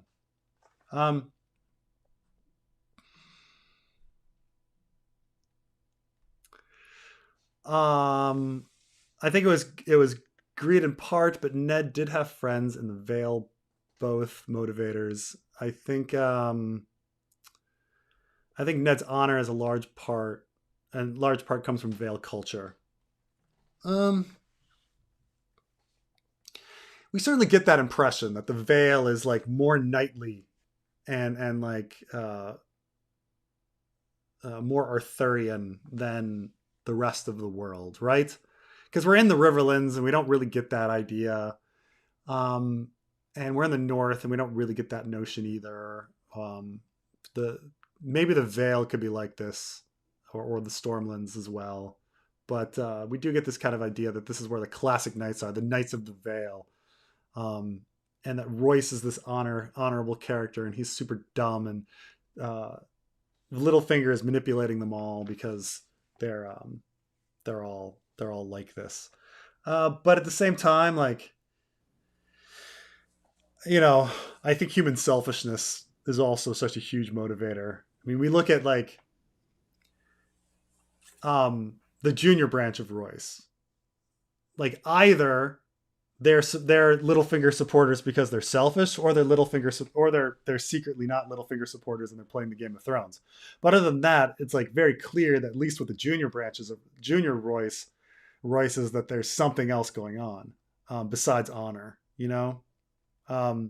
Maybe Bronzeon could be that, but we don't necessarily get that notion with everybody else.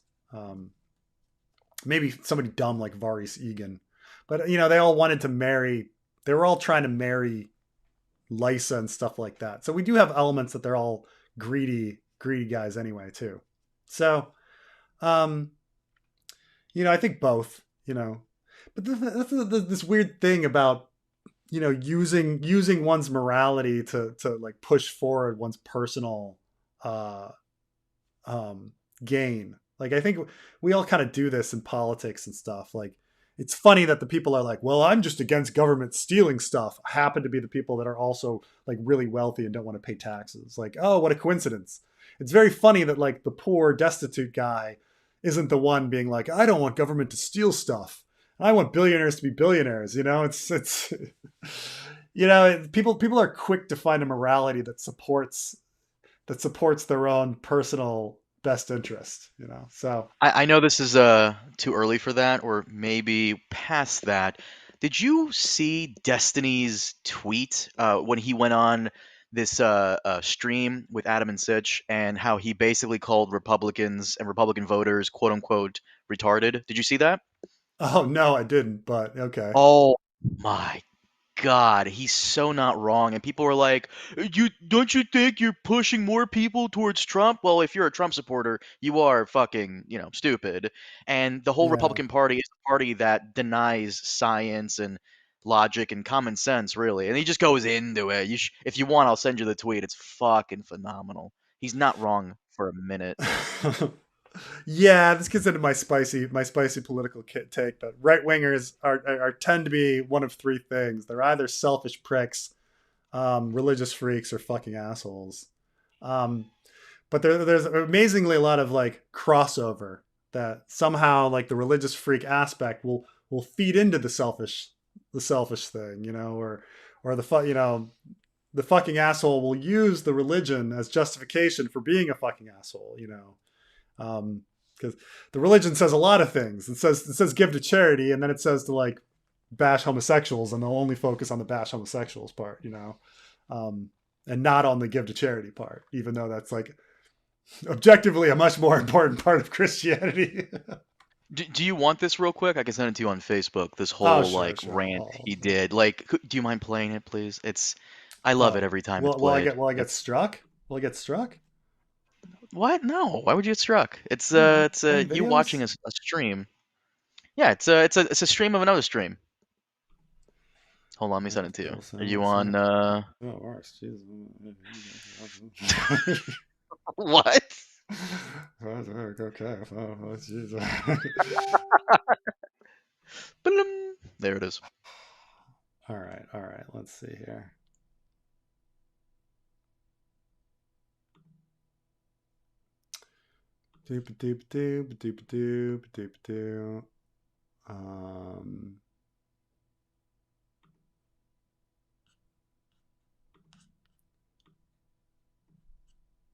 People that support Donald Trump do support fascism. They're just too stupid to realize it. That is absolutely a factual matter, quite strongly. Calling him stupid a good way to win them over in a political fight? Generally, no. That's why I don't usually call them stupid. Okay, well, you just did. I did now because we're having a frank conversation. The way that I appeal to Republicans, you call it empathy. I call it treating people like 4-year-olds. That's how I reach a conservative. I've got to be incredibly patient. I have to be incredibly kind. I've got to pretend. I can't even pretend I'm talking to my son. It is condescending because they don't believe in vaccines. They don't believe in climate change. They don't believe in science. They don't believe in academia. Half of them don't think we went to the moon. They don't think that the election. How the else am I supposed to treat these people? No, I think at some point, I agree. Gosh. You can't. He broke out in tears there at the end from frustration. Half of them don't believe we went to the moon. A good chunk of them don't believe the Earth is round. So yeah. No, I mean it's pretty frustrating when you start talking about climate change and you see in the chat people going, the Earth is cooling, not heating up, and then they'll keep repeating it over and over again. The Earth is cooling, not heating up, and you're like, oh my god, what's wrong with these people? Oh my god. I mean, Destiny. It's funny, Destiny being very honest there, because I've seen him in other discussions where they're like, how do you talk to extreme conservatives? Because he does it all the time, and he's like, well, I look at how far I can move the needle. If he's a person that thinks all black people should die, I try to, I don't try to convince him to become a Democrat. I try to convince him that maybe some should be allowed to live. He moves these micro. He argues these micro movements. I like how we're talking about Destiny, and there it comes. Here they are. Don't judge us by drunk bogans. This is a joke about this is we talk about Australia. So the word for poor, well, they're not quite poor white trash like they are in America, but there's the trash of Australia are called bogans, and Australia has a kind of a unique situation where they have this huge mining industry. An enormous mining industry in Australia. And they take these kids fresh out of high school with very little education to go work in mines. And so you get kids that who have no very poor education, and then all of a sudden they're taking jobs that are $100,000 a year, which for them is insane amount of money, more than they ever thought they'd ever be able to earn. And then they don't know what to do with all this wealth. They're nouveau riche, and so they go to Bali and get wasted and things like that. So and it's pretty nuts. It's pretty nuts. But it's imagining if you had trailer trash in America, and then you all of a sudden you handed them $100,000 a year job immediately, and then went to Cancun. What would you see? That's kind of this bogan phenomenon with Australia. Really weird situation. Did I tell you I think I've talked about one of my crazy bogan stories on chat before, where I was at a bar and this one guy was like, oh my god, where are you from? And I was like, yeah, I'm from America. And he's like, oh my god, your accent's incredible. I've never, oh my, and I was like, are you fucking joking? And he drags me over to his friends, and he's like, oh my god, dude, it's an American. It's I'm in a movie. But one dude just fucking hated me. Sight scene was just this guy hated me. And I sit down, I'm like, hey guys. And he's just sitting there rubbing his pecs like this constantly. And I just making conversation. I was like, oh, did you do a bunch of push-ups today? And he just leaps across the table ready to kill me. And I was like, and his friends are holding his back, and they're like, yeah, fuck that dude. And I was like, I'm gonna leave. Because I said to him, did you do some push-ups today? That was it. But that's what mining and a lot of money and alcoholism and Bali will do. Jesus Christ. Sorry, didn't mean words are wind as a bit of a gotcha. Oh, no worries. The but you were right. The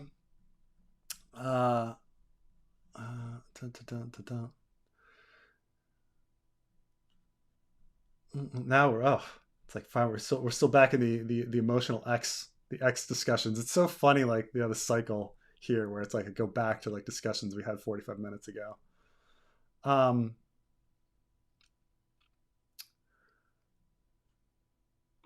Why are the two shadow babies we see so different? This is a very good question, and one of the reasons why I fundamentally like question the existence of the second shadow baby. So, this is a great topic, actually. This is like, we could talk forever about this one. So we have two shadow babies supposedly in Ice and Fire. There is shadow baby that kills Renly, and there's shadow baby that kills Courtney Penrose. And I say like the second one's an alleged. So like the first shadow baby, we have a very clear situation where Stannis is asleep. He gets nightmares about killing Renly later. And when Catelyn like physically like observes the situation, it's an invisible being. It casts a shadow, but it's invisible. And it kills Renly. So one could say like it's watching Phantom Planet. No, I'm sorry, not Phantom Planet. Fucking is it?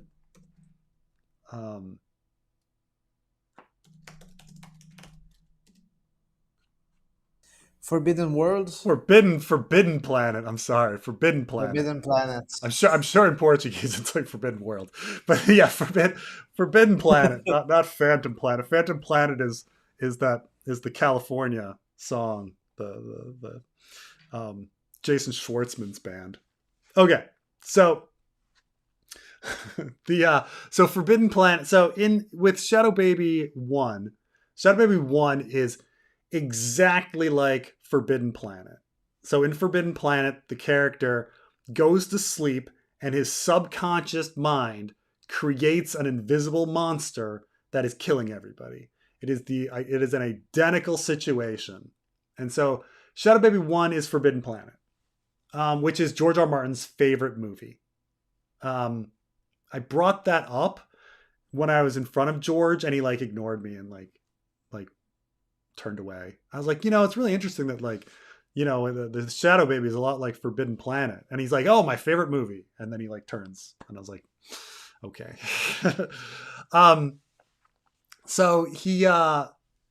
So that's Shadow Baby 1. Shadow Baby 1, identical to Forbidden Planet, just invisible telekinesis dream monster of Stannis' subconscious. Because the character in Forbidden Planet, the same. He has a dream memories of what happened, but doesn't think he's doing it. Just like Stannis doesn't think he's doing it. So Shadow Baby 2.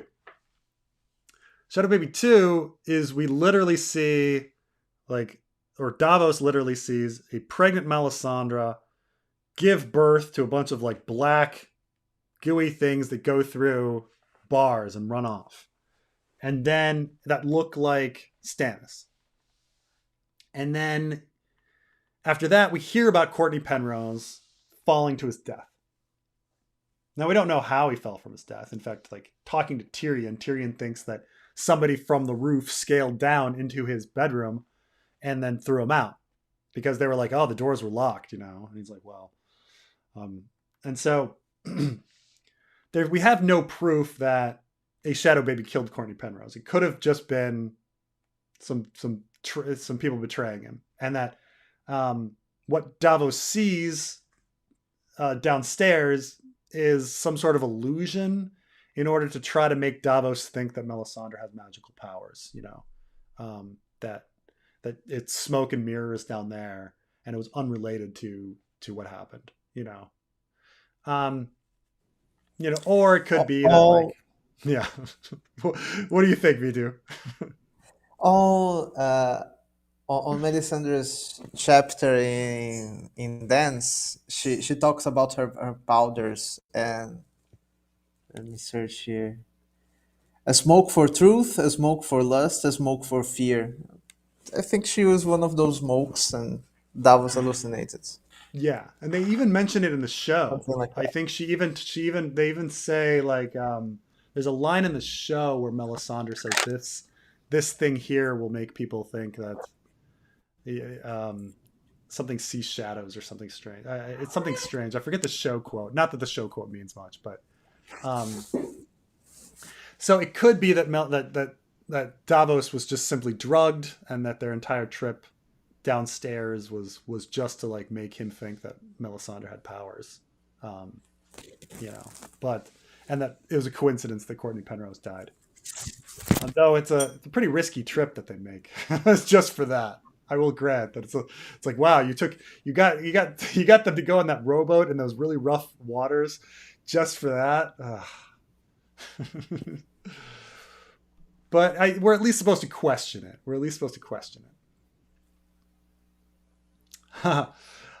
Thanks for the advice. I'm not saying I'll heed it, at least not right now, but still, glad I accidentally woke up this morning way too early here in Europe. Yeah, no, I mean, look, if it makes you feel better, just know that like it's a natural thing. We all go through this, and it's it's part of learning. Did you want to die without ever having a broken heart? Come on, without ever knowing what that's like. Come on, It's like when I went to Iceland and they're like, oh, we have fermented shark. And you're like, really? Fermented shark, where you like piss on shark and put it in the sand and then it ferments? Did I want to die not knowing what fermented shark that's been pissed on tastes like? No, and so I ate it. Same with a broken heart. Did you ever want to not experience a broken heart? Now you know. Now you know how horrible it is. Why do we assume a bed of blood is a birthing bed? I think there's one other context, one other bit of context where they say bed of blood. They might have said it might be bloody bed or turned. Oh, here we go. It's bloody bed. Eddard thinks bed of blood twice, but oh yeah, it's Miri Mazdur says, I know every secret of the bloody bed.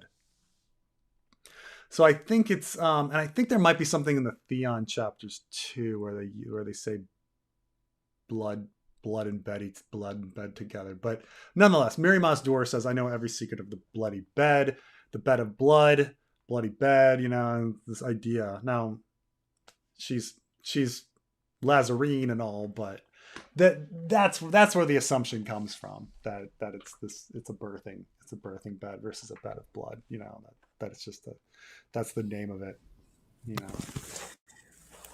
Promise me, Ned. Promise you don't tell people I have my periods on my bed.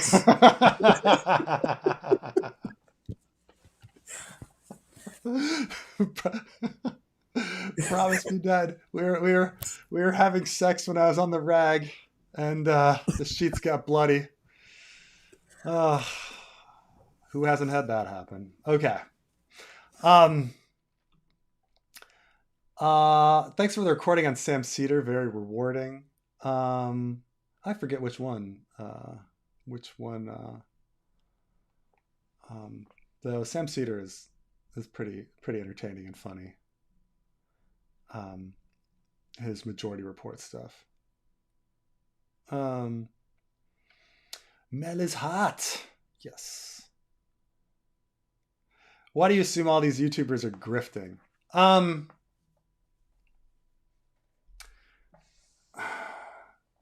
Because they are? Well, that's part of it, but you also have to think about motivation is why would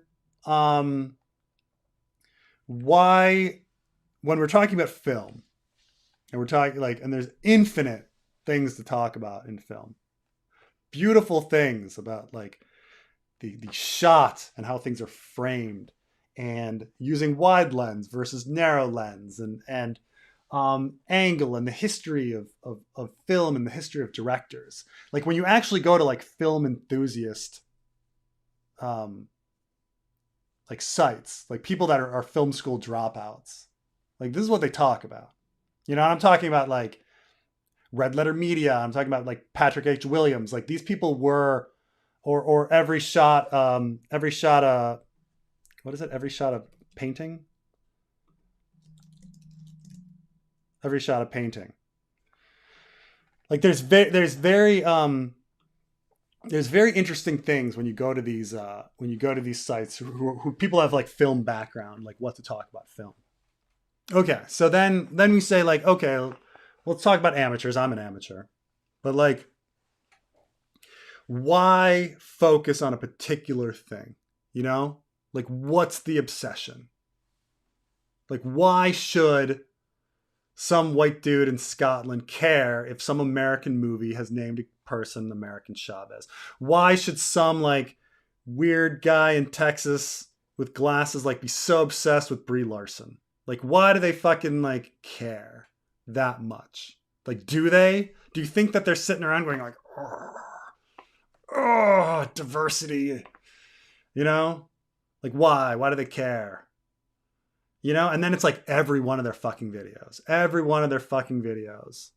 to get the clicks, like every one, you know, like why? Like, what's the point? Do they really care? Do I even think Ben Shapiro cares? Like the Barbie movie was out. Like, no, I don't think he cares. Like, you know, and so you say like, do I really think they're like, no, that's their passion. Like they wake up every morning and they're like, you know what? God damn Brie Larson. Let's do another video on her. Like that's what brings me happiness. Trashing Brie Larson in videos. Like once you break it down like that, like no. Like these people that are film school people, like they really love the art of film. You know, or these people that are storyteller and now like they really like breaking down stories. But no one wakes up in the morning and is like, you know what really bugs me? Like women in media. Let's do a video about how women shouldn't be in media. You know, like, oh, you know what really bugs me? Like when I see black people on TV, let me make a video about how there shouldn't be black people on TV. You know? No, they're interested in the money. They're interested in the clicks. They know that like what brings people in. Like, do I think that like somebody has like an innate passion for this? You know, I'll give Drinker and some of these guys the benefit of the doubt in saying maybe they do have a problem with these like tiny things, but they blow it up like it's a huge deal when it's really not. Like, did you see the interview that the new girl playing Snow White did recently? It's making the rounds on Twitter. I don't know if you saw it. She was complaining about the original Snow White film and she was being very cringe about it, right? It's nothing too major, but I will admit, it's very cringe, very lame. The 90s call, they want their female protagonist personality back. Yeah. Essentially what she was doing. Is it a big deal? No. Is it a 90-minute video complaining about woke? No, but they're going to do it anyways, and you can expect it. Now, I forget if it was Drinker or your other arch nemesis who did the thumbnail of Disa, the Black Dwarf woman from Rings of Power, eating a cheeseburger. Who was that? Was that Drinker? That was Nerdrotic, yeah. No, Nerdrotic. Is that necessary? My question to you, what's this guy's name? Bilbo Dio? Whatever his name is. My question to you, homie, in the comments, is that really necessary? Can't you make the point that you don't like Black Dwarfs without dancing on the line of racism? Because we both know it wasn't a cheeseburger in her hands originally. You know exactly what it was, but they probably had to tone that down. Someone in the editing room wanted to, you know, change that for the optics. But come on, we both know. This is the thing. Like I say, like this is Nerdrotic, and keep in mind that Critical Drinker does like a weekly podcast with this guy. Okay, now look at his thumbnails. You know, like Lord of the Rings. Well, we got our Black Dwarf there. Oh, and then here he's got his woman. And then he got his Black Dwarf. And then he's got his Black Elf. And then he's got, you know, the woman. Like there's always something. There's always something to pull in, like you know, to pull in these people that are like, oh, I'm so angry about the minorities and the women, you know, with every single thing. He knows his audience, and he knows his audience. Jonathan here makes a very good point, and this is the point that I would love to hold on. He goes, Red Letter Media also criticized Brie Larson's wokeness. True, but that is not the bulk of their content. Preston and I have criticized the woke skulls as well multiple times, but that is not all of our videos. It's okay to criticize it every now and then. Also like jokes all the time about how like yelling woke at everything is like stupid as hell. Like they talk about that constantly too. So they don't have a position. Like I don't know. Like they don't have a right wing position on that. It's so weird. And like I say, like what all of them fail to do, and this is like very important. What all of them fail to do is explain the causality of how does being woke lead to a bad story. Like what's the causality? Because there's a lot of things that are super woke that are great stories. House of the Dragon. You know, Barbie movie. There's a million things. Dragon is. You made a good point when it was coming out. House of the Dragon is infinitely more woke than Rings of Power. Oh my god! Can I give you to this Dilbo Baggins, whatever his name is? Can I give you an example of? Let me give you two YouTubers that like clearly are grifting. One guy you've probably never heard of, another guy you might have. Shadversity. Shadversity, you know, is grifting because he used to just do educational videos on swords, and now it's all about this is woke, this is woke. And even I'll give Critical Drinker this. He's good at what he does at the whole bitching about woke. Shadversity is not even good at that. And you can tell he only shifted his content for the views and the money, which, okay. The other guy you should probably check out is Robot Head. Robot Head should suck. Who's the guy that made Last Jedi? Wow, his name escapes me. Ryan Johnson. Robot Head, YouTuber Robot Head should get on his knees and blow Ryan Johnson, because if it wasn't for Ryan Johnson, he would not have a career. He made his bones off bitching about The Last Jedi, right? And he thought his audience loved hating on Star Wars. They don't. So when Mando Season 1, Episode 1 came out, he bitched about that, and he has the worst dislike ratio I've ever seen. Yeah. Right? It's clearly grift. It clearly is. Check out those videos. They're on there. And here this is this weird like we call this straw manning. Like disagreeing with someone makes them a grifter. No one said that, and it's just like how you would immediately go to that straw man kind of argument. Look, like I watch a conservative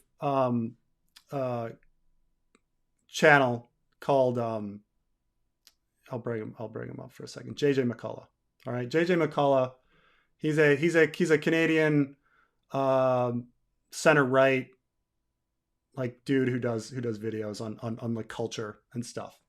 I'll tell you that I think he's very passionate about his work, and I think he believes everything he says but he himself admits that like he starts doing videos that people want to watch, because that's just like what people click on. So he ends up doing like, he's not that interested in flags, but it seems that like everybody wants to watch flag videos. So he does videos on flags.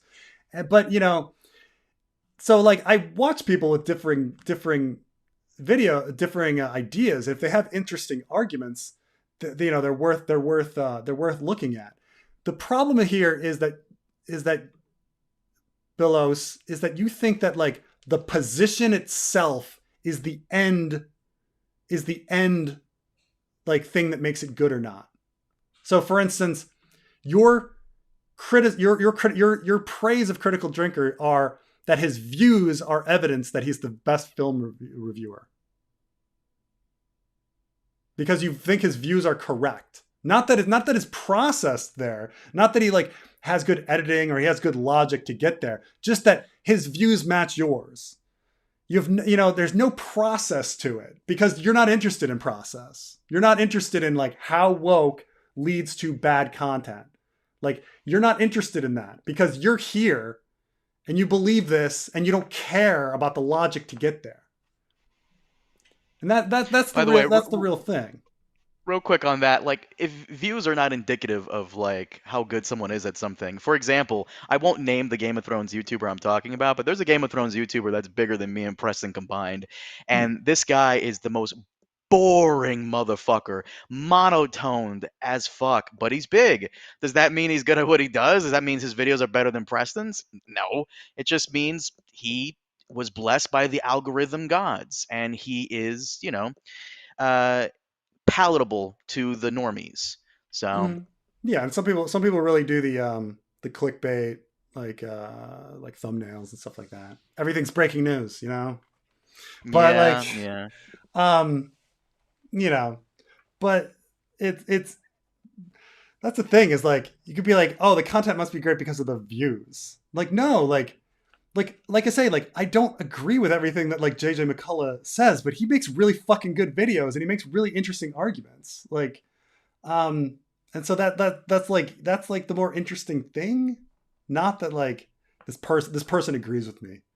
Like, show me a single video that like explains how A leads to B. That it's just like huge logic vacuum of how woke leads to bad media, like bad entertainment. Like they'll fundamentally never get to that because it doesn't exist, because there's lots of great woke entertainment, you know, whatever woke means. There's lots of great anything entertainment. You know, so like somebody told me about that fucking movie the recent movie where the dude goes and tracks down the pedophiles. And they're like, well, you know, it's a really weird movie, but at the same time, it's like very technically good. Like it's edited well. Sound of Freedom. Sound of Freedom. It's acted well. It's paced well. You know, like I think Taken is one of the dumbest fucking movies ever. Fucking so it's conservative garbage. It's conservative, like divorced dad garbage. But at the same time, like, is it acted well? Is it edited well? Yeah. Is it an entertaining movie? Yeah, it is. It's done very, very well. It's also like divorced dad garbage. Like, oh my God. So, Did you want to touch on Sound of Freedom briefly, or? I haven't seen it. I had to explain to someone in my server who's a very chill guy. I had to explain to him like the problem. Do you mind if I go into it briefly? Sure. I had to explain to them the problem with the film is that the dude at the center of it, Jim Caviezel, he's a huge QAnon guy. The other issue is that it leans more towards Republicans, and let's be honest for 2 seconds, Republicans do not give a fuck about children or child pedophile rings. They only pretend to care because the QAnoners believe that politicians, specifically Democrats, are harvesting and molesting children for their nefarious purposes. It's really just dog whistling, right? And of course, lefties do it too, and it's cringe when they do it. But it's like extra cringe here because the latest right-wing dogma is protect our kids, when in reality it's really about labeling anyone they don't like a pedophile so they can use that as justification to enact violence on them. Yeah, It's really like what it is. I had this like weird defense of the ukulele woman. You know what I'm talking about? I don't think I do. Fucking the ukulele apology thing.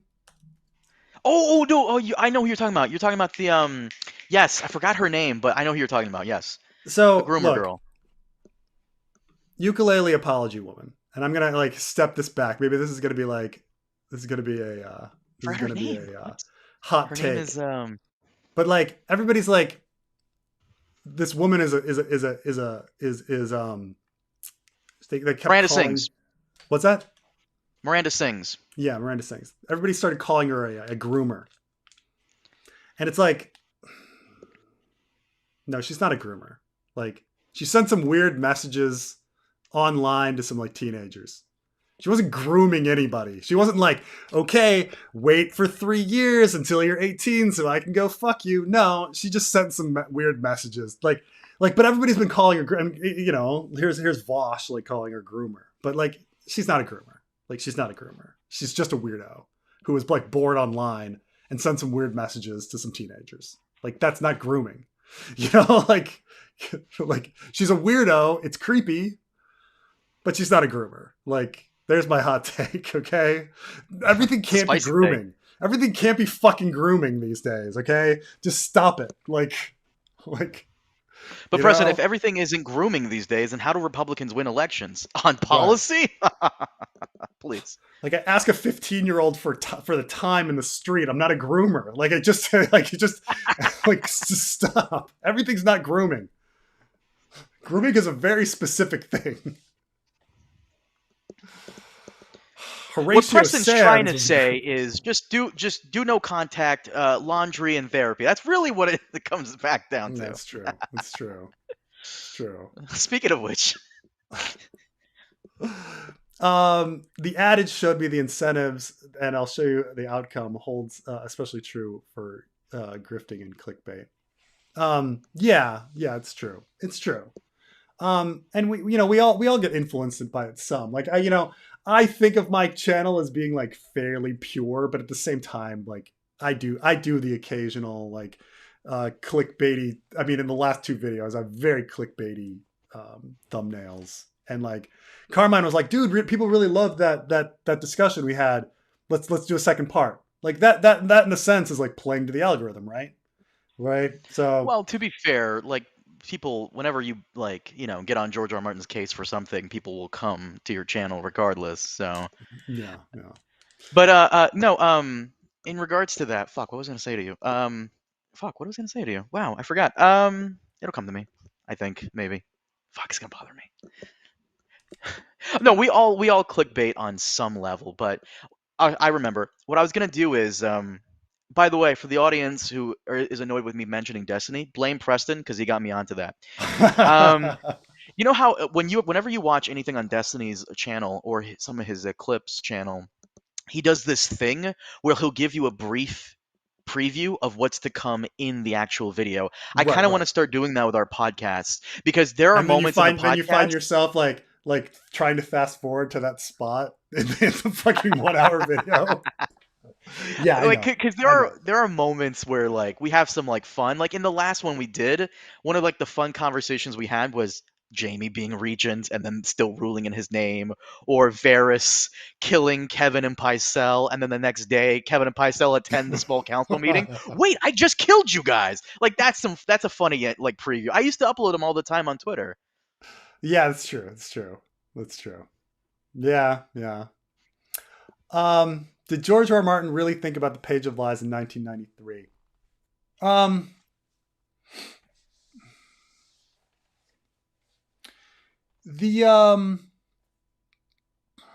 That's a good question. Like, did he think about Dany's identity being off like from the beginning? Like when he made the lemon tree and things like that, and things not fitting, because a lot of the things that like don't fit about the story are stuff that comes later, so it may be that like when he did Arms of the Dragon, or not Arms, I conflated like Arms of the Kraken with Blood of the Dragon, because they're both like printed as stories first. When he first did Blood of the Dragon, like, he wrote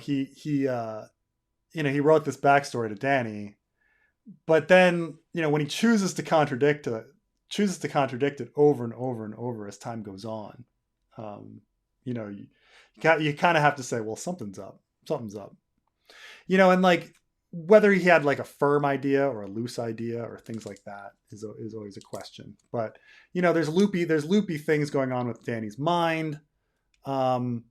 There's a lot of, in A Game of Thrones, a lot of references to like Dany remembering who she is and things like this. So like, I think there's something like he, at least on some fundamental level, thought she has these formative memories when she's young. Something weird happened at the time. I'm going to make it a mystery box. Maybe I don't know specifically what it is, but I'm going to make things kind of vague and make the theme of the story be to remember who she is. And then later on, he adds in contradictions and makes her memory even messier. So, he's the gardener, right? He writes something ambiguously first because he can either lean into it or ignore it, and it's all fine, So there's a lot of these things, like the Jon and Arya romance. Like, you can completely look at like Game of Thrones and see his half-assed like hinting that there's going to be a Jon and Arya romance, and then he abandoned it, and we're never going to have it. There's never going to be a Jon and Arya romance. Thank fucking God. But nonetheless, like, it's very clear that like ambiguously that was put in there, Like, we don't know what it is, but it's like the ambiguously, there's talk of like Targaryen succession crisis in a Game of Thrones. You know, we don't know what specifically it is, but you know, there's definitely it's definitely brought up. You know, so it's so I think it's like that. There's something weird about Dany's memory and something about remember who she is. We're gonna make it ambiguous. If I want to explore it further, I will. If I want to abandon it, I can abandon it. And he leaned into it. He leaned into it. As a bogan, I take offense. Bogans are poor, stupid. We just wear wife beaters and pluggers or Ugg boots, depending on the season. These are so many Australian words in there. Oh. So everything. Plugger. A plugger. A plugger is a flip flop. I would have thought they'd be called like thongies or something, because like generally speaking, like the Aussies like to cut everything in half, like and then put a Y on the end. So it's like, I got my sunnies. We're gonna have the Barbie. I go to uni. You'd think it would be like thongy or something, but it's plugger. What's the bogan?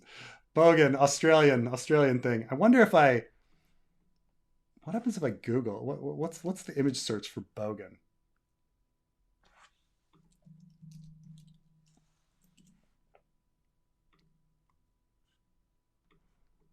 Oh, a lot of different images of the bogan.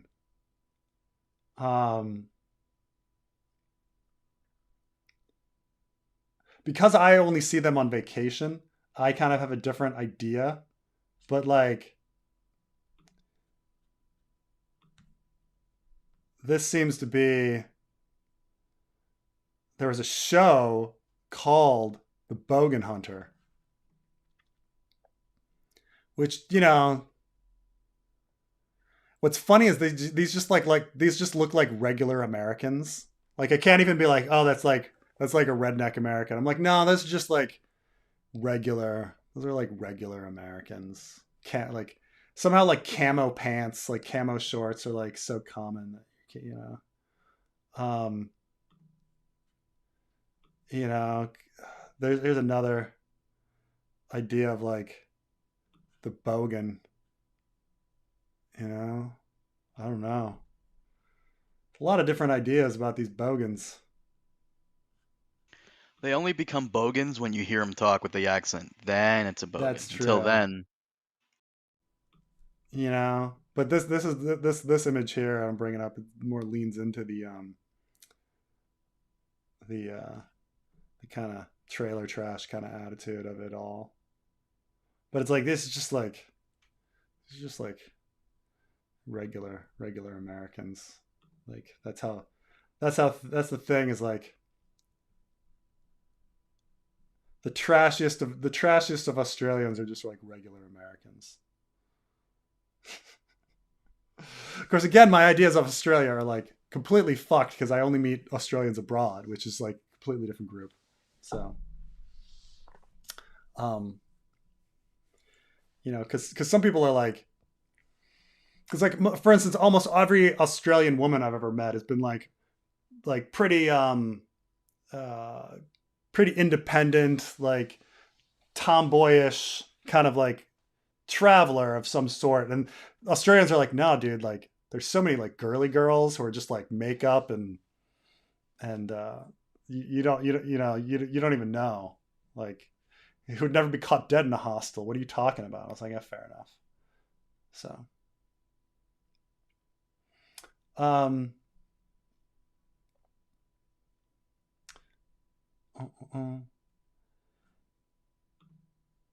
it was Colleen Ballinger, not Littlefinger has already won his main goal. He destroyed the Riverlands and killed Hoster. He must have misdirected Rhaegar to raping Lyanna in 282 AC. So this funny idea of like what Littlefinger would like. When did Littlefinger start Littlefingering? You know, the world, because clearly it wasn't when he got his ass beat by by Brandon, and like he was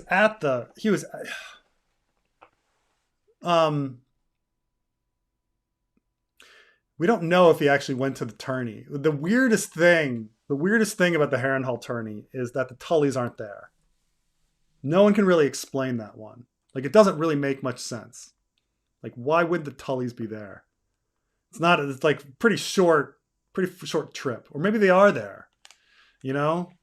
But we never hear about them. Like, no one ever mentions from the Tully perspective. Like, no one mentions a Tully there. No, the Tullys never talk about being there. But they're hop, skip, and a jump, you know? You think they would be there, considering that they're the Lords Paramount of the Trident, and yet, you know, and so like, was Littlefinger there? Well, we don't know. I think it's a very interesting thing that we've got to like explore at some point. Okay, and okay, Base Preston.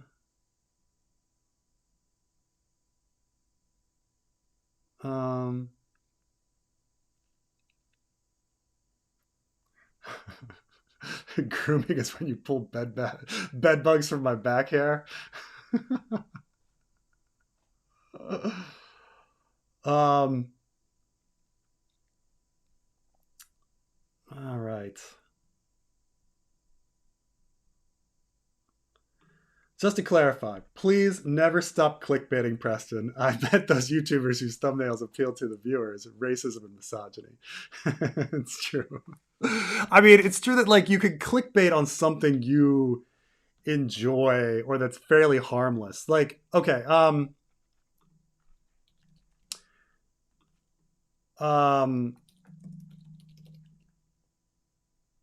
so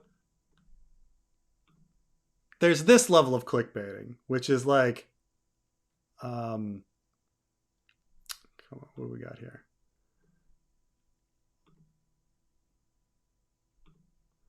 So, for instance, Pitch Meeting, who does great fucking content, love Pitch Meeting, right?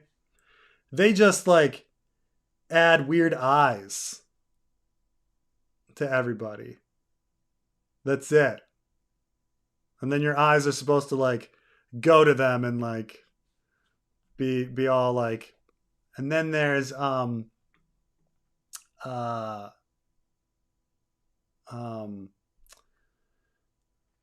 there's Mr. Beast, right?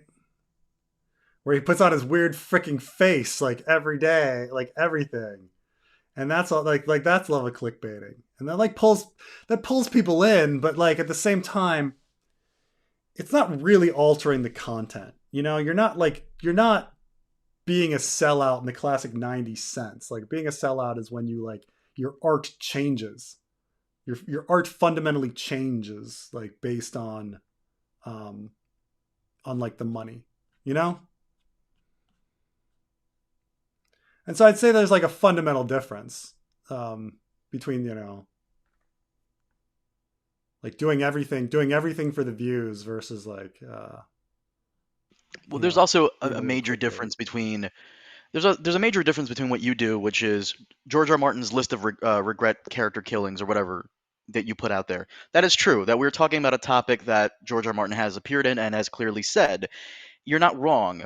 Then there's Mike Zero, the worst Star Wars YouTuber probably on this planet, who loves to put in his thumbnails and titles that Kathleen Kennedy is being fired and has legitimately done this for like the past several years. That is clickbait. She has not been fired. There's no truth to what's being said in the video. It's all about truth. Right. Like everybody, you know, Disney panic, meltdown. Like, no, that's just not true. That's just not true. Well, to be fair to that, I will be fair. It's been a while since Disney's movies have made quite a few money. Like, yes, they have movies that make money, sure, but they've also been losing a lot of money in their animation stuff.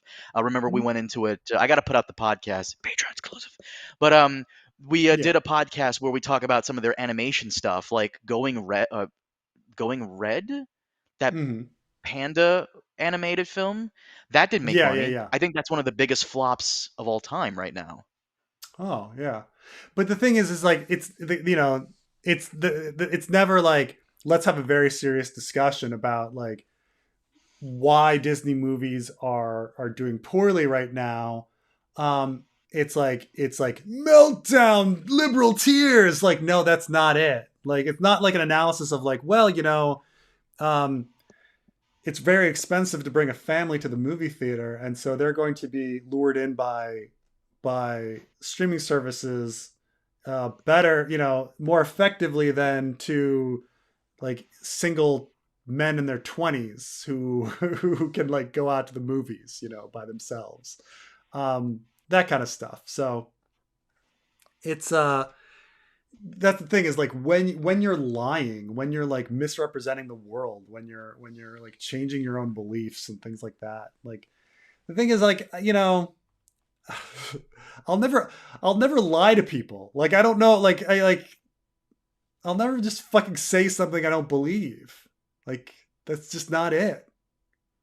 Um uh, did you so one of the reasons like why I've like I don't do too many ads is for this like reason. We'll bring back man carrying thing. Let me see if it's on here.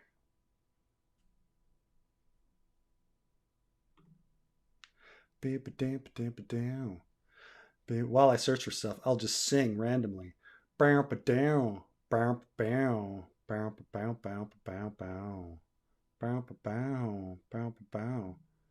I not finding it? Fuck.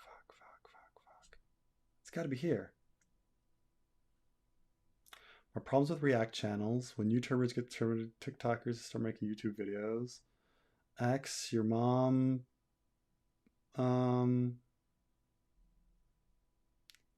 Oh, here we go. So William Faulkner truly changed the face.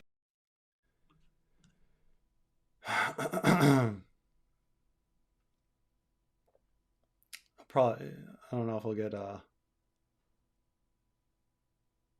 struck for this, but like, let's see here. So, Face of literature in the 20th century. But before I get to that, a word from our sponsor.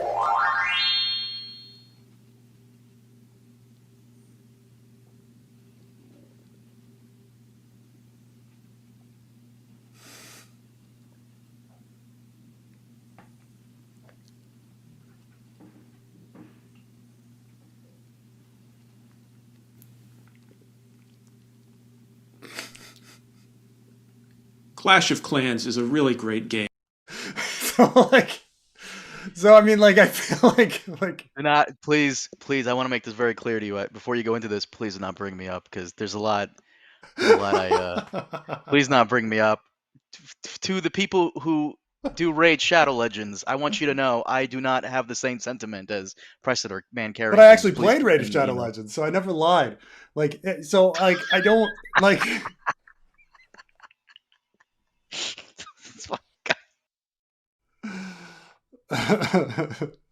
So like it's thongs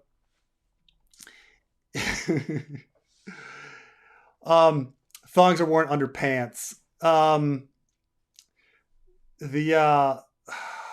in America, I call them flip flops. I always have, and I call thongs like the underwear, but like some people call flip flops thongs. So this is the whole thing. Like who calls what? I can't call it a fanny. I fell on my fanny, and everyone in England being like, "Oh my gosh, it's so dirty! Oh my gosh, it's so dirty." Yes, we use different words. But yeah, there's definitely like this idea of how far like you are to do something that you really don't believe in. That's like a lie, and like that's the whole thing. Is like it's true when you see people like peddling like.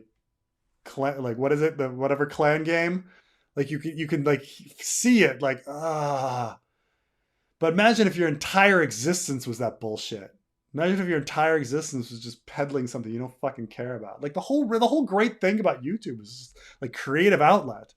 The minute somebody like it's gone, You're just a shell. You're no longer doing something that you fucking love and think it's fun.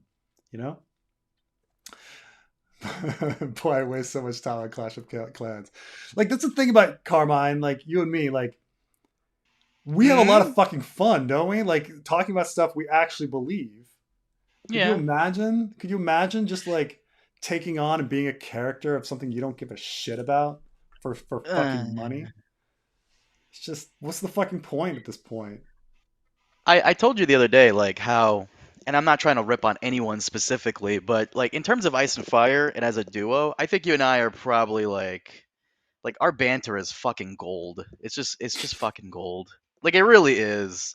Like, it truly, you know it is. Like, we bounce each other off. I know. The only thing that could make it, like, and I know we're never gonna get this. Oh, here we the go. Only thing, like, if the two of us were both visual, it would be incredible. Like, we would be fucking masters. We'd be fucking. You know why that could never happen? I'm like, this is why me having this shitty headset mic is great, because I've probably paced around my room like 1,000 times by now. I like to walk and talk. Like, I'm quick on my feet, not sitting down. Yeah. The world. By the way, real quick, before we move on to this guy's thing, this whole stream was brought to you by Raid Shadow Legends, the fantastic Dark Fantasy RPG that's now available on PC. Use my code REDTEAM to get, like, a free champion. Fuck off, Asaurus. All right, I'm sorry. Continue. Do you want to become a knight? Do you want to become a lord? You want... You get free. You get your own epic champion. Fuck off, Asaurus, and a gold coin. Use my code to get 3 gold coins. Forgot the whole fucking thing. All right, everyone. I've been on for fucking A. It's 4 hours. So I will see you guys soon. Thanks for everybody. I'll see you guys next time.